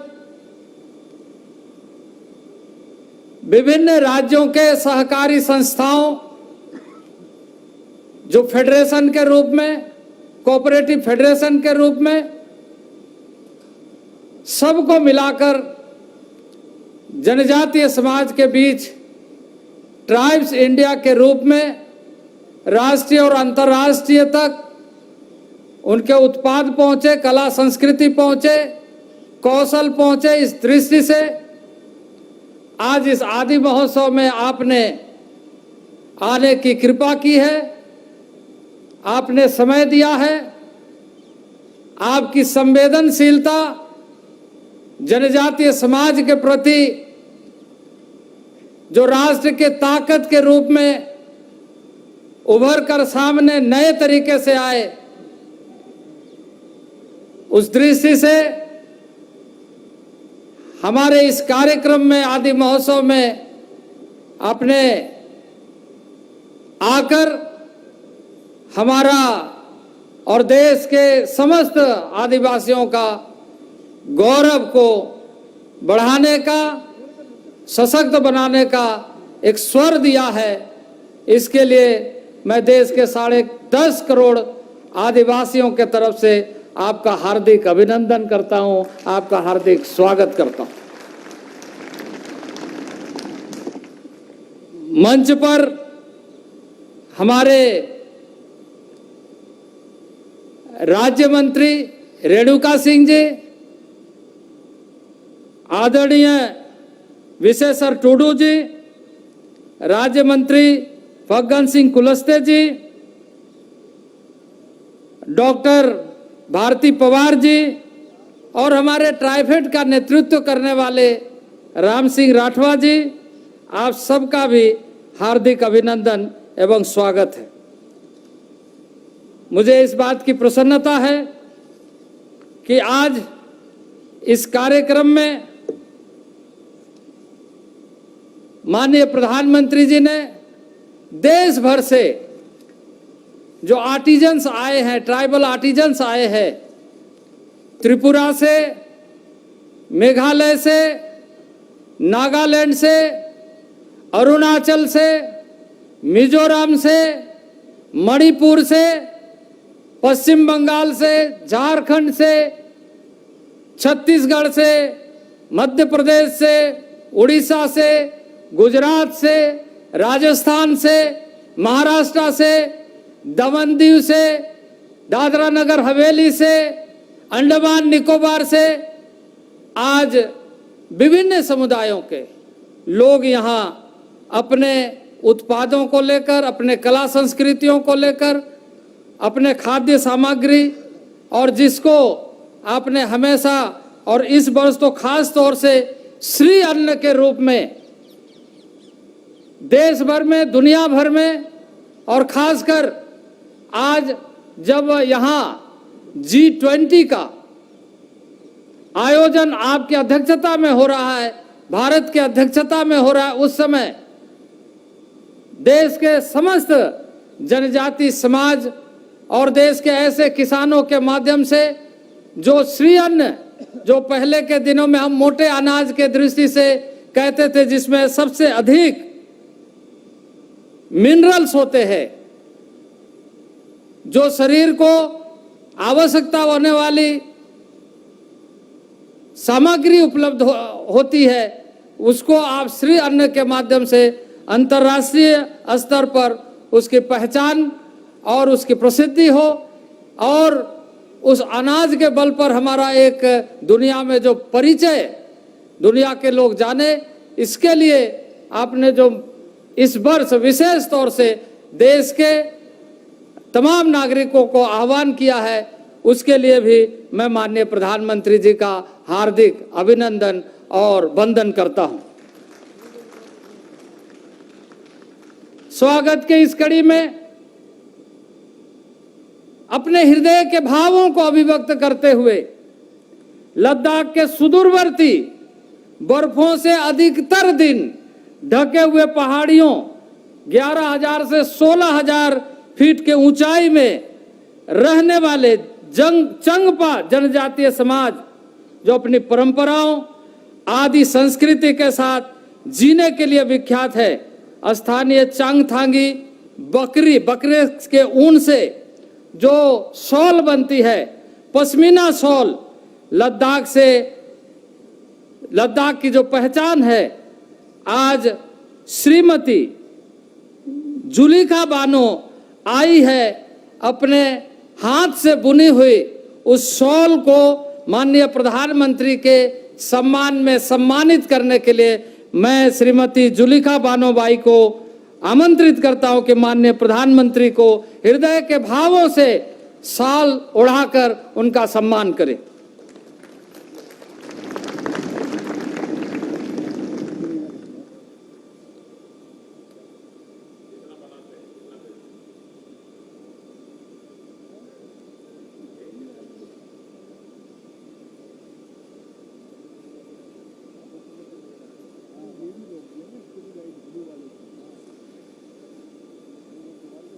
भारत की जीवन पद्धति भाषा से अधिक भावों और भावों से संस्कृति की अभिव्यक्ति के लिए विख्यात है।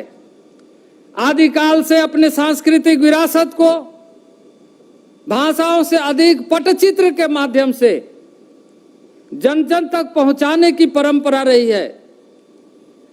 आज मैं उड़ीसा के नेशनल अवार्डी राष्ट्रीय पुरस्कार से सम्मानित रामेश्वर मुंडा जी, जो ताड़पत्र पर भगवान कृष्ण के जन्म से लेकर द्वारकाधीश की यात्रा का वृत्तांत पटचित्र के माध्यम से वर्णित किया है। भारत की संस्कृति में ताड़पत्र और भोजपत्र में जो वैदिक काल की ऋचाएं हैं उसको लिख करके लोग जीवन में अलंकार करते हैं। उसी तरीके से ताड़पत्र में चित्र बनाकर अपने पूरे ऐतिहासिक, धार्मिक, आध्यात्मिक चिंतन को प्रस्तुत करते हैं।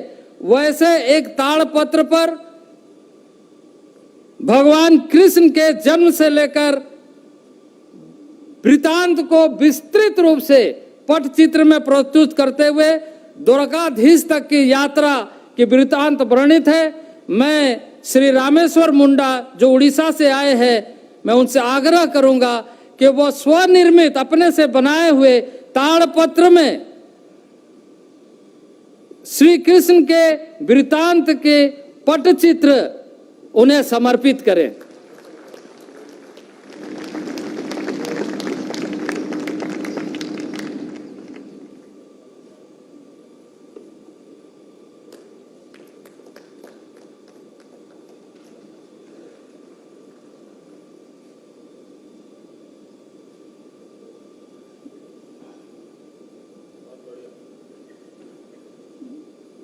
गांव में, देहातों में शास्त्र को ताड़पत्र में इस ढंग से रखा जाता है।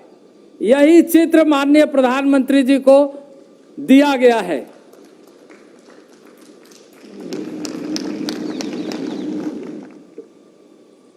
आज बेहद प्रसन्नता का विषय है कि देश के ऐसे क्षेत्र अबुझमाड़ और बस्तर, छत्तीसगढ़ का वो इलाका, अविभाजित मध्य प्रदेश का इलाका, जहां आदिकाल से परंपरागत ढंग से अपनी प्रस्तुति, अपनी जीवन पद्धति को, अपनी खुशी को इजहार करने की जो पद्धति है, उसको ढोकरा धातु शिल्प के माध्यम से, कांस्य के माध्यम से प्रस्तुत करने की पुरानी पद्धति रही है। यहाँ की पारंपरिक मड़िया मदीन जोड़े यानी सामूहिक नृत्य का गीत अपने खुशी का इजहार करने की एक पद्धति को प्राकृतिक जीवन आनंद की प्रस्तुति नृत्य गीत के माध्यम से, उस धातु के माध्यम से प्रस्तुत किया गया है। मैं शिल्पकार अविनाश अधमची, जिन्होंने इसे अपने हाथों से बनाया है, और न केवल हाथों से इसे बनाया है बल्कि माननीय प्रधानमंत्री के लिए वो इस धातु शिल्प के माध्यम से अपने भावों की अभिव्यक्ति की है कि जंगलों में किस तरीके से सुदूरवर्ती क्षेत्र में रहने वाले जनजाति समाज तमाम तरह के चुनौतियों का मुकाबला करते हुए खुशी से कैसे जीवन यापन करने की शक्ति रखते हैं। वो अपने हाथों से बनाए गए मूर्ति मड़िया मादिन जोड़े की नृत्य की मूर्ति मैं निवेदन करता हूं अविनाश आदमची, जिसे कि वो अपने हाथों से माननीय प्रधानमंत्री जी को प्रस्तुत करें।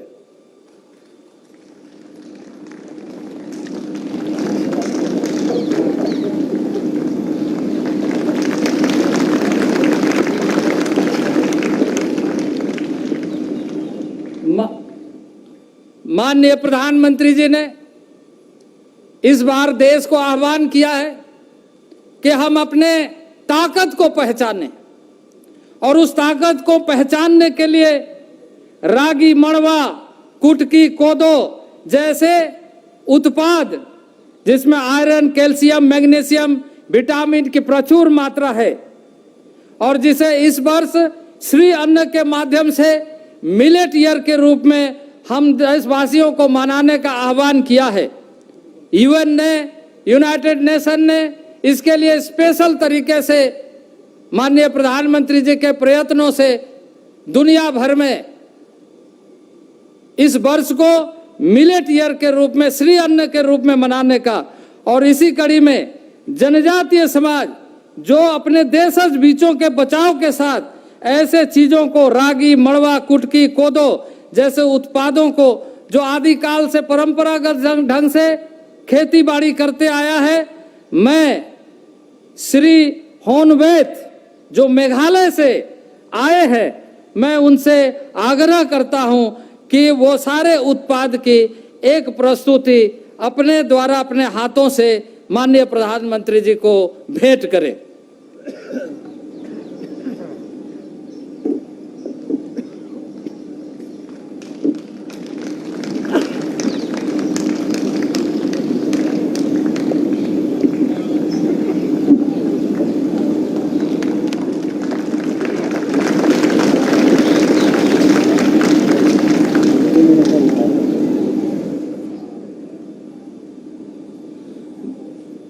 माननीय प्रधानमंत्री जी देश के जनजातीय लोगों के जीवन में शिक्षा, स्वास्थ्य, स्वरोजगार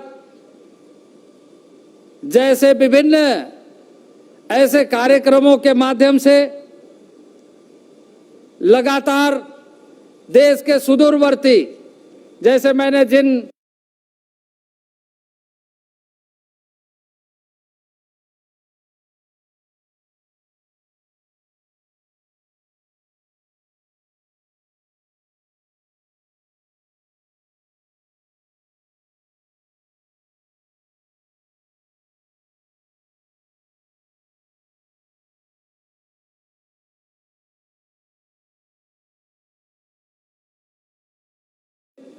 क्षेत्रों का, जिन राज्यों का वर्णन किया, बातें कही, सुदूर जो पिछले 8 वर्षों में, जो 75 वर्षों में नहीं हुए, पिछले 8 वर्षों में अब इन्हीं 8 वर्षों में 500 से अधिक विभिन्न ब्लॉक स्तर पर एकलव्य मॉडल रेसिडेंशियल स्कूल बनाए जा रहे हैं और पिछले 2 साल में कई स्कूल बन करके तैयार हो गए हैं। मैं एकलव्य मॉडल रेसिडेंशियल स्कूल के बच्चों से खड़े होकर हाथ ताली देकर माननीय प्रधानमंत्री जी का हार्दिक स्वागत करें। जितने भी एकलव्य मॉडल स्कूल के बच्चे यहाँ पर आए। इसी तरीके से स्वास्थ्य के क्षेत्र में, जनजातीय क्षेत्र में जो विशेष तरह से कई तरह की समस्याएं हैं, उन समस्याओं को जो वंशानुगत तरीके से फैली हुई, उसके लिए इस बजट में खास तौर से माननीय प्रधानमंत्री जी ने इस संकल्प के साथ कि जब हम अमृत महोत्सव मना करके अमृत काल में प्रवेश कर रहे हैं, तो हमारा संकल्प 2047 में जनजातीय क्षेत्रों में वंशानुगत तरीके से जो समस्याएं पिछले वर्षों से चली आ रही है, वो समाप्त होना चाहिए। इस बजट के माध्यम से विजन के साथ माननीय प्रधानमंत्री जी ने आह्वान किया है और मैं जनजाति मंत्रालय के तरफ से इस कार्यक्रम को विशेष तौर से माननीय प्रधानमंत्री जी ने जिस तरीके से रुचि लेकर के किया है, उसके लिए मैं पूरे देश के जनजाति समाज के तरफ से आभार व्यक्त करना चाहता हूं।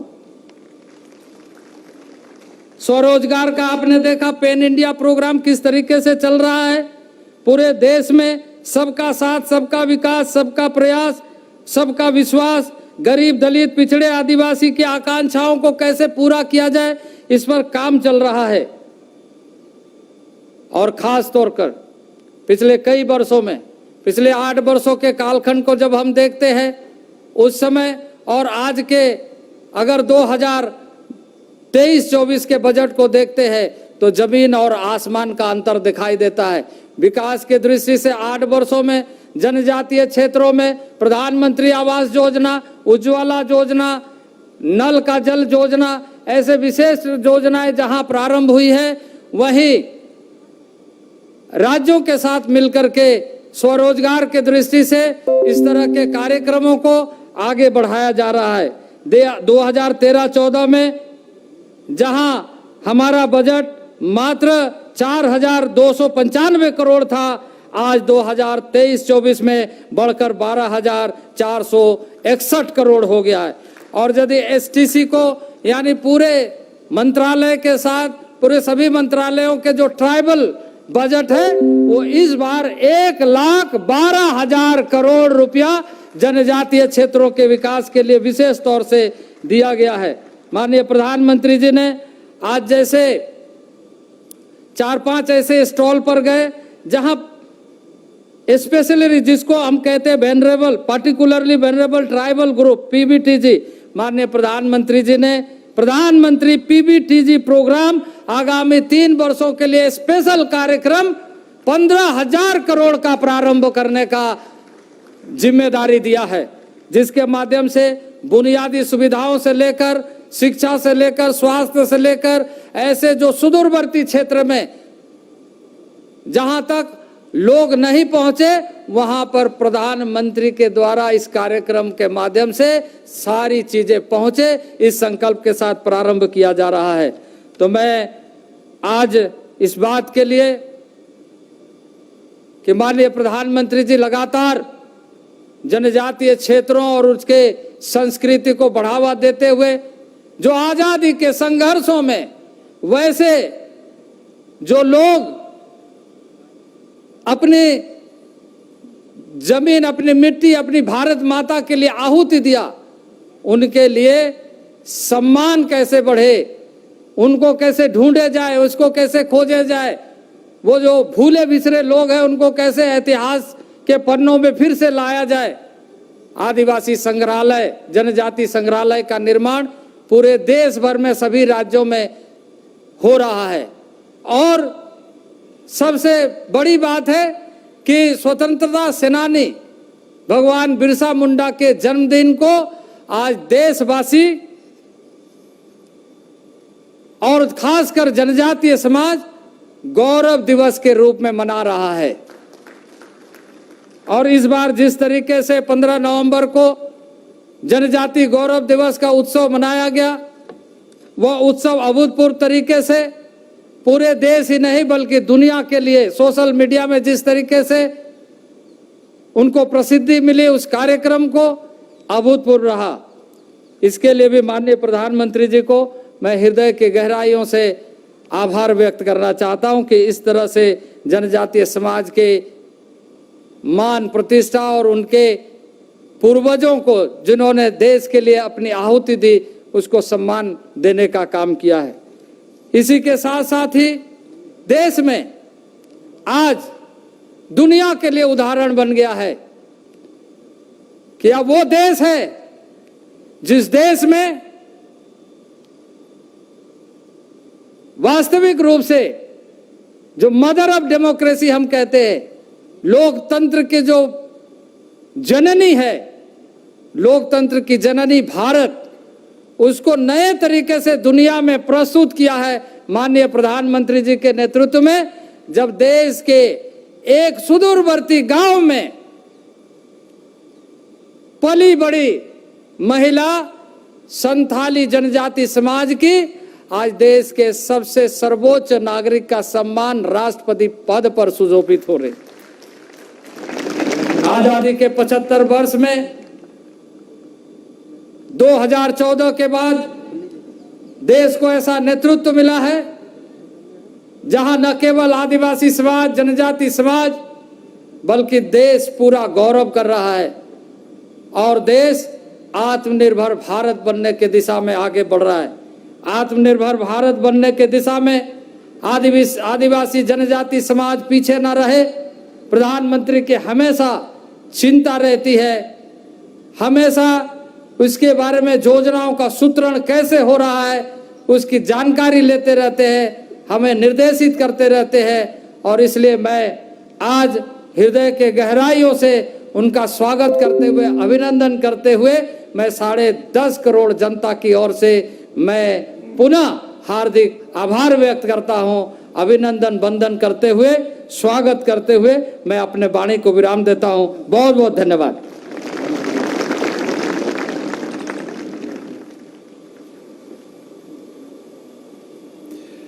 बहुत बहुत आभार माननीय श्री अर्जुन मुंडा जी का। दिव्य सज्जनों, हमारी जनजातीय संस्कृति, उसकी परंपराएं, उसकी प्रदर्शन कलाएं बहुत अनूठी हैं, बहुत ही विलक्षण हैं। भारत सरकार के संस्कृति मंत्रालय के सौजन्य से देश के विभिन्न हिस्सों से आए हमारे जनजातीय कलाकार आपके समक्ष उसी आकर्षक संस्कृति की झलक प्रस्तुत करने जा रही हैं। इसे कोरियोग्राफ किया है वरिष्ठ नृत्यांगना और कोरियोग्राफर रानी खानम ने। इसमें शामिल हैं असम का बागुरम्बा, छत्तीसगढ़ का पंथी, तेलंगाना का गुसाडी, मध्य प्रदेश का बैगा परधौनी, सिक्किम का तमांग सेलो, गुजरात का सिद्धि धमाल, पश्चिम बंगाल का पुरुलिया छाओ और उत्तराखंड का हारुल नृत्य। आइए देखें अतुल्य जनजातीय संस्कृति के ये आकर्षक रंग।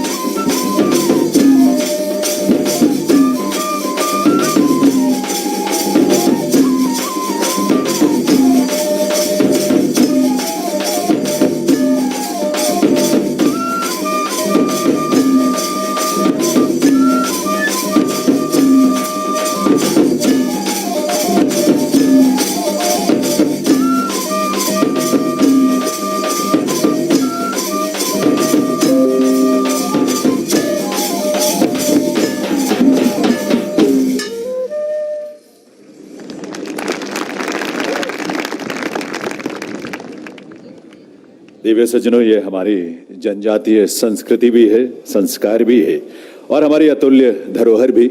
आप सबका आभार आपके स्नेह के लिए। दिव्य सज्जनों, आज जब हम ये देखते हैं, महसूस करते हैं, माननीय प्रधानमंत्री महोदय की सोच ने, उनके चिंतन ने, उनके विजन ने कैसे हमारे जनजातीय समाज को सुख, समृद्धि और सम्मान से जीने का अवसर दिया है, तो स्वतः ही माननीय प्रधानमंत्री महोदय की दूरदृष्टि और उनकी संवेदनशीलता के प्रति हम नतमस्तक हो जाते हैं। आइए आप सबके सम्मान भरी करतल ध्वनि के साथ निवेदन करें माननीय प्रधानमंत्री श्री नरेंद्र मोदी जी से कि वे इस अवसर पर आज पुनः हम सबका मार्गदर्शन करें और अपने संबोधन से हम सबको कृतार्थ करें। माननीय प्रधानमंत्री महोदय।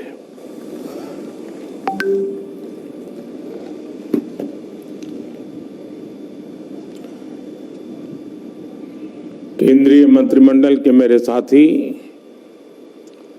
अर्जुन मुंडा जी, फगन सिंह कुलस्ते जी, श्रीमती रेणुका सिंह जी, डॉक्टर भारती पवार जी, विश्वेश्वर टूडू जी,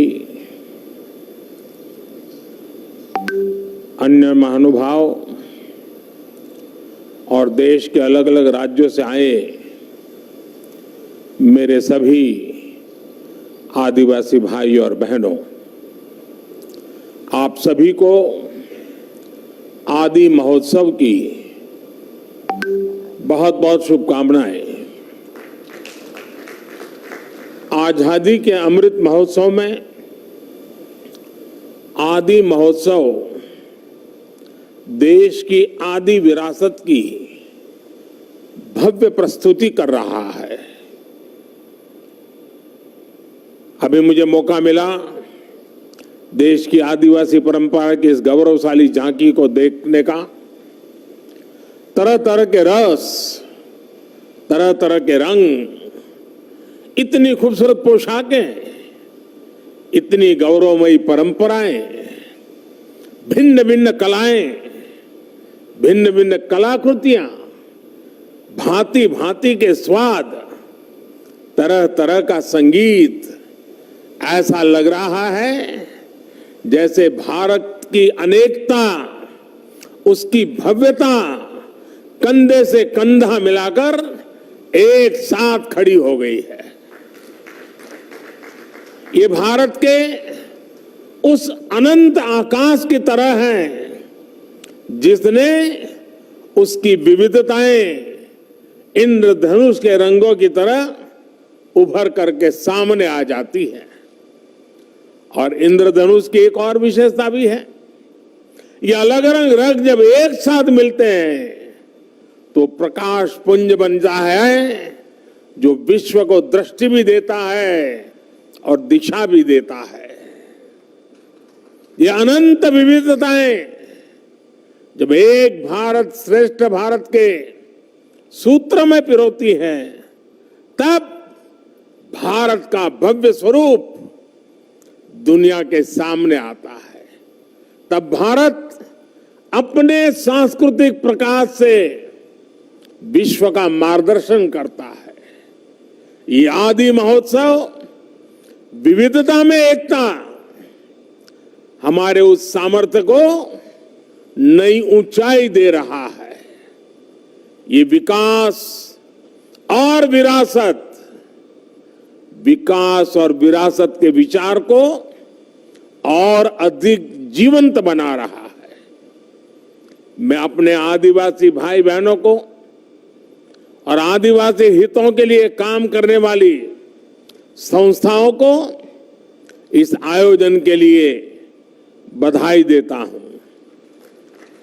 साथियों, 21वीं सदी का भारत सबका साथ, सबका विकास के मंत्र पर चल रहा है।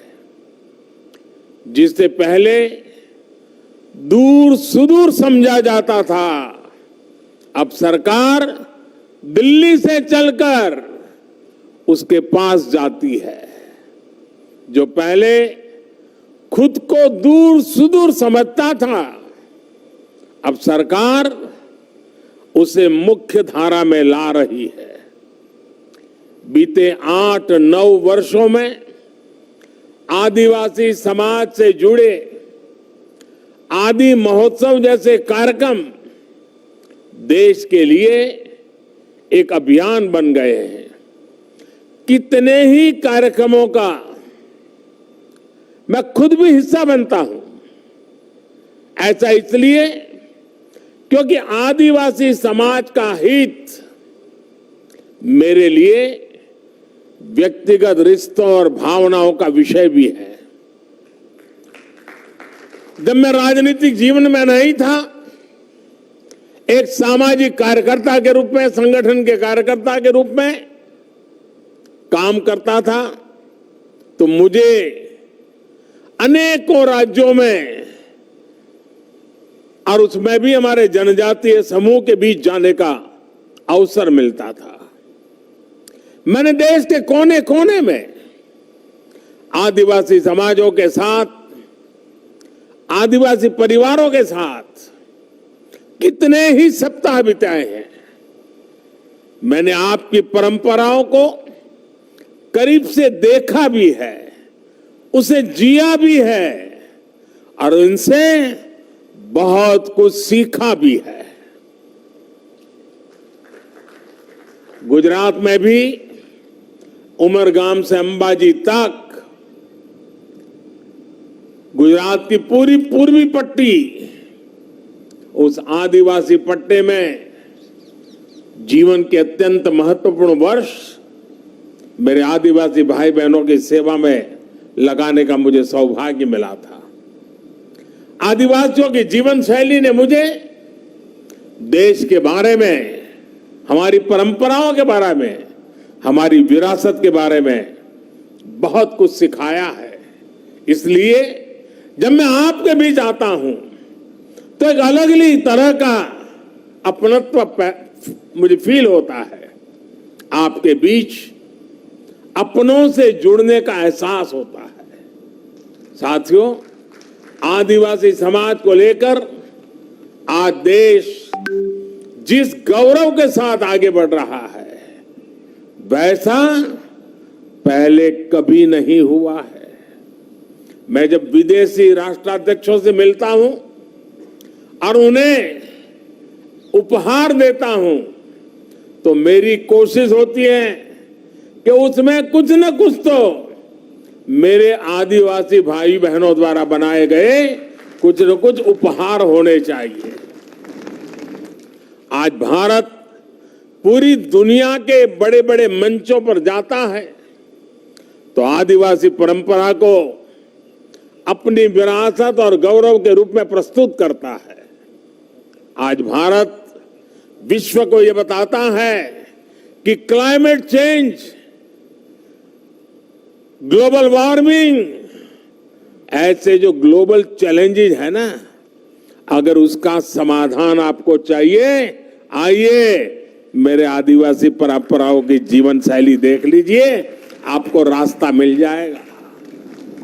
आज जब सस्टेनेबल डेवलपमेंट की बात होती है तो हम गर्व से कह सकते हैं कि दुनिया को हमारे आदिवासी समाज से बहुत कुछ सीखने की जरूरत है। हम कैसे पेड़ों से, जंगलों से, नदियों से, पहाड़ों से हमारी पीढ़ियों का रिश्ता जोड़ सकते हैं। हम कैसे प्रकृति से संसाधन लेकर भी उसे संरक्षित करते हैं, उसका संवर्धन करते हैं, इसकी प्रेरणा हमारे आदिवासी भाई बहन हमें लगातार देते रहते हैं। और यही बात आज भारत पूरे विश्व को बता रहा है।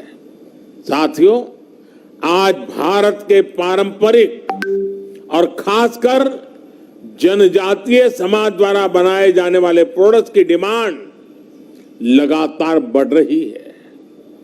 आज पूर्वोत्तर के प्रोडक्ट्स विदेशों तक में एक्सपोर्ट हो रहे हैं। आज बैम्बू से बने उत्पादों की लोकप्रियता में तेजी से वृद्धि हो रही है। आपको याद होगा, पहले की सरकार के समय बैम्बू को काटने और उसके इस्तेमाल पर कानूनी प्रतिबंध लगे हुए थे। हम बैम्बू को घास की कैटेगरी में ले आए और उस पर सारे जो प्रतिबंध लगे थे उसको हमने हटा दिया। इससे बैम्बू प्रोडक्ट्स अब एक बड़ी इंडस्ट्री का हिस्सा बन रहे हैं। ट्राइबल प्रोडक्ट्स ज्यादा से ज्यादा बाजार तक आए, इनकी पहचान बढ़े, इनकी डिमांड बढ़े। सरकार इस दिशा में लगातार काम कर रही है। वन धन मिशन का उदाहरण हमारे सामने है। देश के अलग अलग राज्यों में 3000 से ज्यादा वन धन विकास केंद्र स्थापित किए गए हैं। 2014 से पहले ऐसे बहुत कम लघु वन उत्पाद होते थे जो एमएसपी के दायरे में आते थे। अब ये संख्या बढ़कर 7 गुना हो गई है। अब ऐसे करीब 90 लघु वन उत्पाद है जिन पर सरकार मिनिमम सपोर्ट प्राइस एमएसपी दे रही है। 50,000 से ज्यादा वनधन स्वयं सहायता समूह के जरिए लाखों जनजातीय लोगों को इसका लाभ हो रहा है। देश में जो स्वयं सहायता समूहों का एक बड़ा नेटवर्क तैयार हो रहा है, उसका भी फायदा आदिवासी समाज को हुआ है। 80 लाख से ज्यादा स्वयं सहायता समूह, सेल्फ हेल्प ग्रुप्स इस समय अलग अलग राज्यों में काम कर रहे हैं। इन समूहों में 1.25 करोड़ से ज्यादा ट्राइबल मेंबर्स हैं, उसमें भी हमारी माताएं बहनें हैं। इसका भी बड़ा लाभ आदिवासी महिलाओं को मिल रहा है।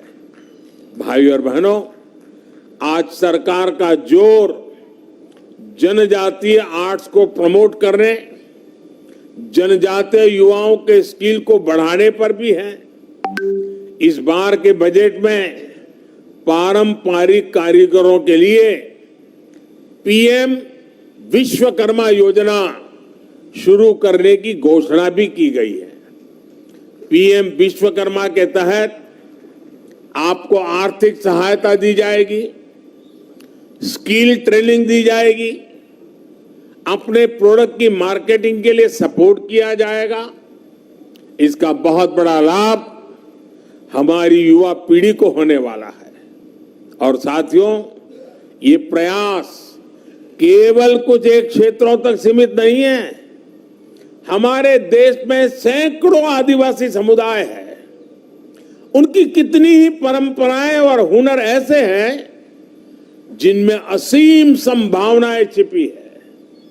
इसलिए देश में नए जनजातीय शोध संस्थान भी खोले जा रहे हैं। इन प्रयासों से ट्राइबल युवाओं के लिए अपने ही क्षेत्रों में नए अवसर बन रहे हैं। साथियों, जब मैं 20 साल पहले गुजरात का मुख्यमंत्री बना था तो मैंने वहां एक बात नोट की थी। वहां आदिवासी बेल्ट में जो भी स्कूल थे, इतना बड़ा आदिवासी समुदाय था, लेकिन पिछली सरकारों को आदिवासी क्षेत्रों में साइंस स्ट्रीम की स्कूलें बनाने में प्राथमिकता नहीं थी। अब सोचिए, जब आदिवासी बच्चा साइंस ही नहीं पढ़ेगा तो डॉक्टर इंजीनियर कैसे बनता? इस चुनौती का समाधान हमने उस पूरे बेल्ट में आदिवासी क्षेत्र के स्कूलों में साइंस की पढ़ाई का इंतजाम करके किया। आदिवासी बच्चे देश के किसी भी कोने में हो, उनकी शिक्षा, उनका भविष्य, ये मेरी प्राथमिकता है। आज देश में एकलव्य मॉडल आदिवासी विद्यालयों की संख्या में 5 गुना की वृद्धि हुई है। 2004 से 2014 के बीच 10 वर्षों में केवल 90 एकलव्य आदिवासी स्कूल खुले थे, लेकिन 2014 से 2022 तक इन 8 वर्षों में 500 से ज्यादा एकलव्य स्कूल स्वीकृत हुए हैं। वर्तमान में इनमें 400 से ज्यादा स्कूलों में पढ़ाई शुरू भी हो चुकी है। 1 लाख से ज्यादा जनजातीय छात्र छात्राएं इन नए स्कूलों में पढ़ाई भी करने लगे हैं। इस साल के बजट में ऐसे स्कूलों में करीब 40,000 से भी ज्यादा शिक्षकों और कर्मचारियों को भर्ती की भी घोषणा की गई है। अनुसूचित जनजाति के युवाओं को मिलने वाली स्कॉलरशिप में भी 2 गुने से ज्यादा की बढ़ोतरी की गई है। इसका लाभ 30 लाख विद्यार्थियों को मिल रहा है। साथियों, आदिवासी युवाओं को भाषा की बाधा के कारण बहुत दिक्कत का सामना करना पड़ता था, लेकिन नई राष्ट्रीय शिक्षा नीति में मातृभाषा में पढ़ाई के विकल्प को भी खोल दिए गए हैं। अब हमारे आदिवासी बच्चे, आदिवासी युवा अपनी भाषा में पढ़ सकेंगे, आगे बढ़ सकेंगे। साथियों, देश जब आखिरी पायदान पर खड़े व्यक्ति को अपनी प्राथमिकता देता है तो प्रगति के रास्ते अपने आप खुल जाते हैं। हमारी सरकार वंचितों को वरीयता, यही मंत्र को लेकर देश विकास के लिए नए आयाम छू रहा है। सरकार जिन आकांक्षी जिला, आकांक्षी ब्लॉक को विकसित करने का अभियान चला रही है, उसमें ज्यादातर आदिवासी बाहुल्य इलाके हैं। इस साल के बजट में अनुसूचित जनजातियों के लिए दिया जाने वाला बजट भी 2014 की तुलना में 5 गुना बढ़ा दिया गया है। आदिवासी क्षेत्रों में बेहतर आधुनिक इंफ्रास्ट्रक्चर बनाया जा रहा है। आधुनिक कनेक्टिविटी बढ़ने से पर्यटन और आय के अवसर भी बढ़ रहे हैं। देश के हजारों गांव जो कभी वामपंथी उग्रवाद से प्रभावित थे, उन्हें अब 4G कनेक्टिविटी से जोड़ा जा रहा है। यानी जो युवा अलग थलग होने के कारण अलगाववाद के जाल में फंस जाते थे, वो अब इंटरनेट और इंफ्रा के जरिए मुख्य धारा से कनेक्ट हो रहे हैं। ये सबका साथ, सबका विकास, सबका विश्वास और सबका प्रयास, इसकी वो मुख्य धारा है जो दूर सुदूर देश के हर नागरिक तक पहुंच रही है। ये आदि और आधुनिकता के संगम की वो आहट है जिस पर नए भारत की बुलंद इमारत खड़ी होगी। साथियों, बीते 8-9 वर्षों में आदिवासी समाज की यात्रा इस बदलाव की साक्षी रही है कि देश कैसे समानता और समरसता को प्राथमिकता दे रहा है। आजादी के बाद 75 वर्षों में पहली बार देश का नेतृत्व एक आदिवासी के हाथ में है। पहली बार एक आदिवासी महिला राष्ट्रपति जी के रूप में सर्वोच्च पद पर भारत का गौरव बढ़ा रही है। पहली बार आज देश में आदिवासी इतिहास को इतनी पहचान मिल रही है। हम सब जानते हैं कि देश की आजादी की लड़ाई में हमारे जनजातीय समाज के उनका कितना बड़ा योगदान रहा है, कितनी बड़ी भूमिका निभाई थी।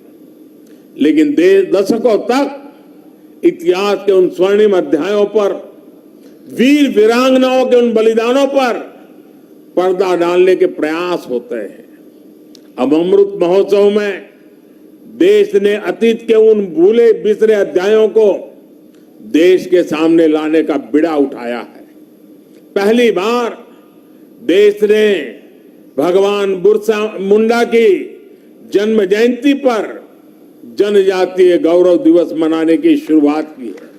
पहली बार अलग अलग राज्यों में आदिवासी स्वतंत्रता सेनानी म्यूजियम खोले जा रहे हैं। पिछले साल ही मुझे झारखंड के रांची में भगवान बिरसा मुंडा को समर्पित म्यूजियम के लोकार्पण का अवसर मिला था। ये देश में पहली बार हो रहा है, लेकिन इसकी छाप आने वाली कई पीढ़ियों में दिखाई देगी। ये प्रेरणा देश को कई सदियों तक दिशा देगी। साथियों, हमें हमारे अतीत को सहेजना है, वर्तमान में करते हुए भावना को शिखर पर ले जाना है और भविष्य के सपनों को साकार करके ही रहना है। आदि महोत्सव जैसे आयोजन इस संकल्प को आगे बढ़ाने का एक मजबूत माध्यम है। हमें इसी एक अभियान के रूप में आगे बढ़ाना है, एक जन आंदोलन बनाना है। ऐसे आयोजन अलग अलग राज्यों में भी ज्यादा से ज्यादा होने चाहिए। साथियों, इस वर्ष पूरा विश्व भारत की पहल पर इंटरनेशनल मिलेट ईयर भी मना रहा है। मिलेट्स, जिसे हम आमतौर भाषा में मोटे अनाज के रूप में जानते हैं और सदियों से हमारे स्वास्थ्य के मूल में ये मोटा अनाज था और हमारे आदिवासी भाई बहन के खान पान का वो प्रमुख हिस्सा हो रहा है। अब भारत ने ये मोटा अनाज, जो एक प्रकार से सुपर फूड है, इस सुपर फूड को श्री अन्न की पहचान दी है। जैसे श्री अन्न बाजरा, श्री अन्न ज्वार, श्री अन्न रागी, ऐसे कितने ही नाम हैं। यहाँ के महोत्सव के फूड स्टॉल पर भी हमें श्री अन्न का स्वाद और सुगंध देखने को मिल रही है। हमें आदिवासी क्षेत्रों के श्री अन्न का भी ज्यादा से ज्यादा प्रचार प्रसार करना है। इसमें लोगों को स्वास्थ्य का लाभ तो होगा ही, आदिवासी किसानों की आय भी बढ़ेगी। मुझे भरोसा है अपने इन प्रयासों से हम साथ मिलकर विकसित भारत के सपने को साकार करेंगे। और जब मैं आज मंत्रालय ने दिल्ली में इतना बड़ा आयोजन किया है, देश भर के हमारे आदिवासी भाई बहन अनेक विविधतापूर्ण चीजें बना करके यहां लाए हैं। खास करके खेत में उत्पादन उत्तम चीजें यहां लेकर के आए हैं। मैं दिल्ली वासियों को, हरियाणा के नजदीक के गुरुग्राम वगैरह इलाके के लोगों को, उत्तर प्रदेश के नोएडा गाजियाबाद के लोगों को आज यहां से सार्वजनिक रूप से आग्रह करता हूं, जरा दिल्ली वासियों को विशेष आग्रह करता हूं कि आप बड़ी तादाद में आइए। आने वाले कुछ दिन ये मेला खुला रहने वाला है। आप देखिए दूर सुदूर जंगलों में इस देश की कैसी कैसी ताकतें देश का भविष्य बना रही है। जो लोग हेल्थ कॉन्शियस है, जो डाइनिंग टेबल की हर चीज में बहुत ही सतर्क है, विशेष करके ऐसी माताओं बहनों से मेरा आग्रह है कि आप आइए।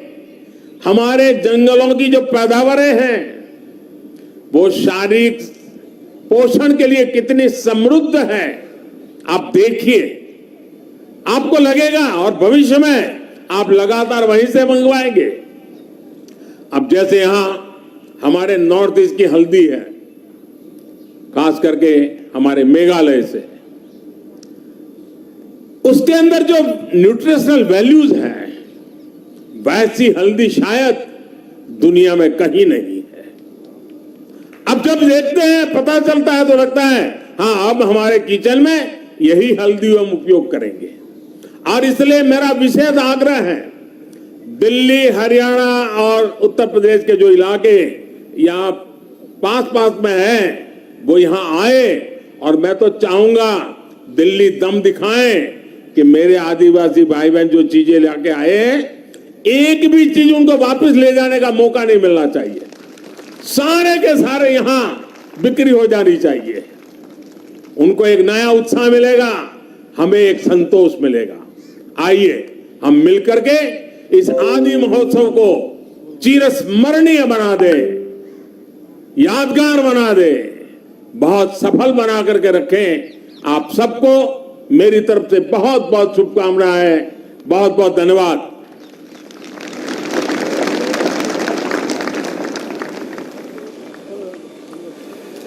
देवी सज्जनों, आइए हम सब अपने अपने स्थान पर खड़े होकर करतल ध्वनि से माननीय प्रधानमंत्री महोदय का आभार व्यक्त करें, उनके स्नेह के लिए, उनकी प्रेरणा के लिए, उनके उस नेतृत्व के लिए जो देश भर के जनजातीय समुदाय के भाइयों बहनों के जीवन में सुख के, समृद्धि की, सम्मान की नई रोशनी के रूप में आज हम उसका स्पंदन महसूस कर रहे हैं। भारत सरकार के केंद्रीय बजट में चाहे जनजातीय समुदायों के लिए 5 गुना बढ़ोतरी की बात हो, जनजातीय क्षेत्रों में आधारभूत ढांचे के निर्माण की बात हो, उन क्षेत्रों तक, सुदूरवर्ती गांवों तक सूचना प्रौद्योगिकी के तरंगों को पहुंचने की बात हो। और ताज़ा खबर के लिए हमारे चैनल को लाइक और सब्सक्राइब करें। धन्यवाद गेटवे न्यूज़ नेटवर्क टीम की तरफ से।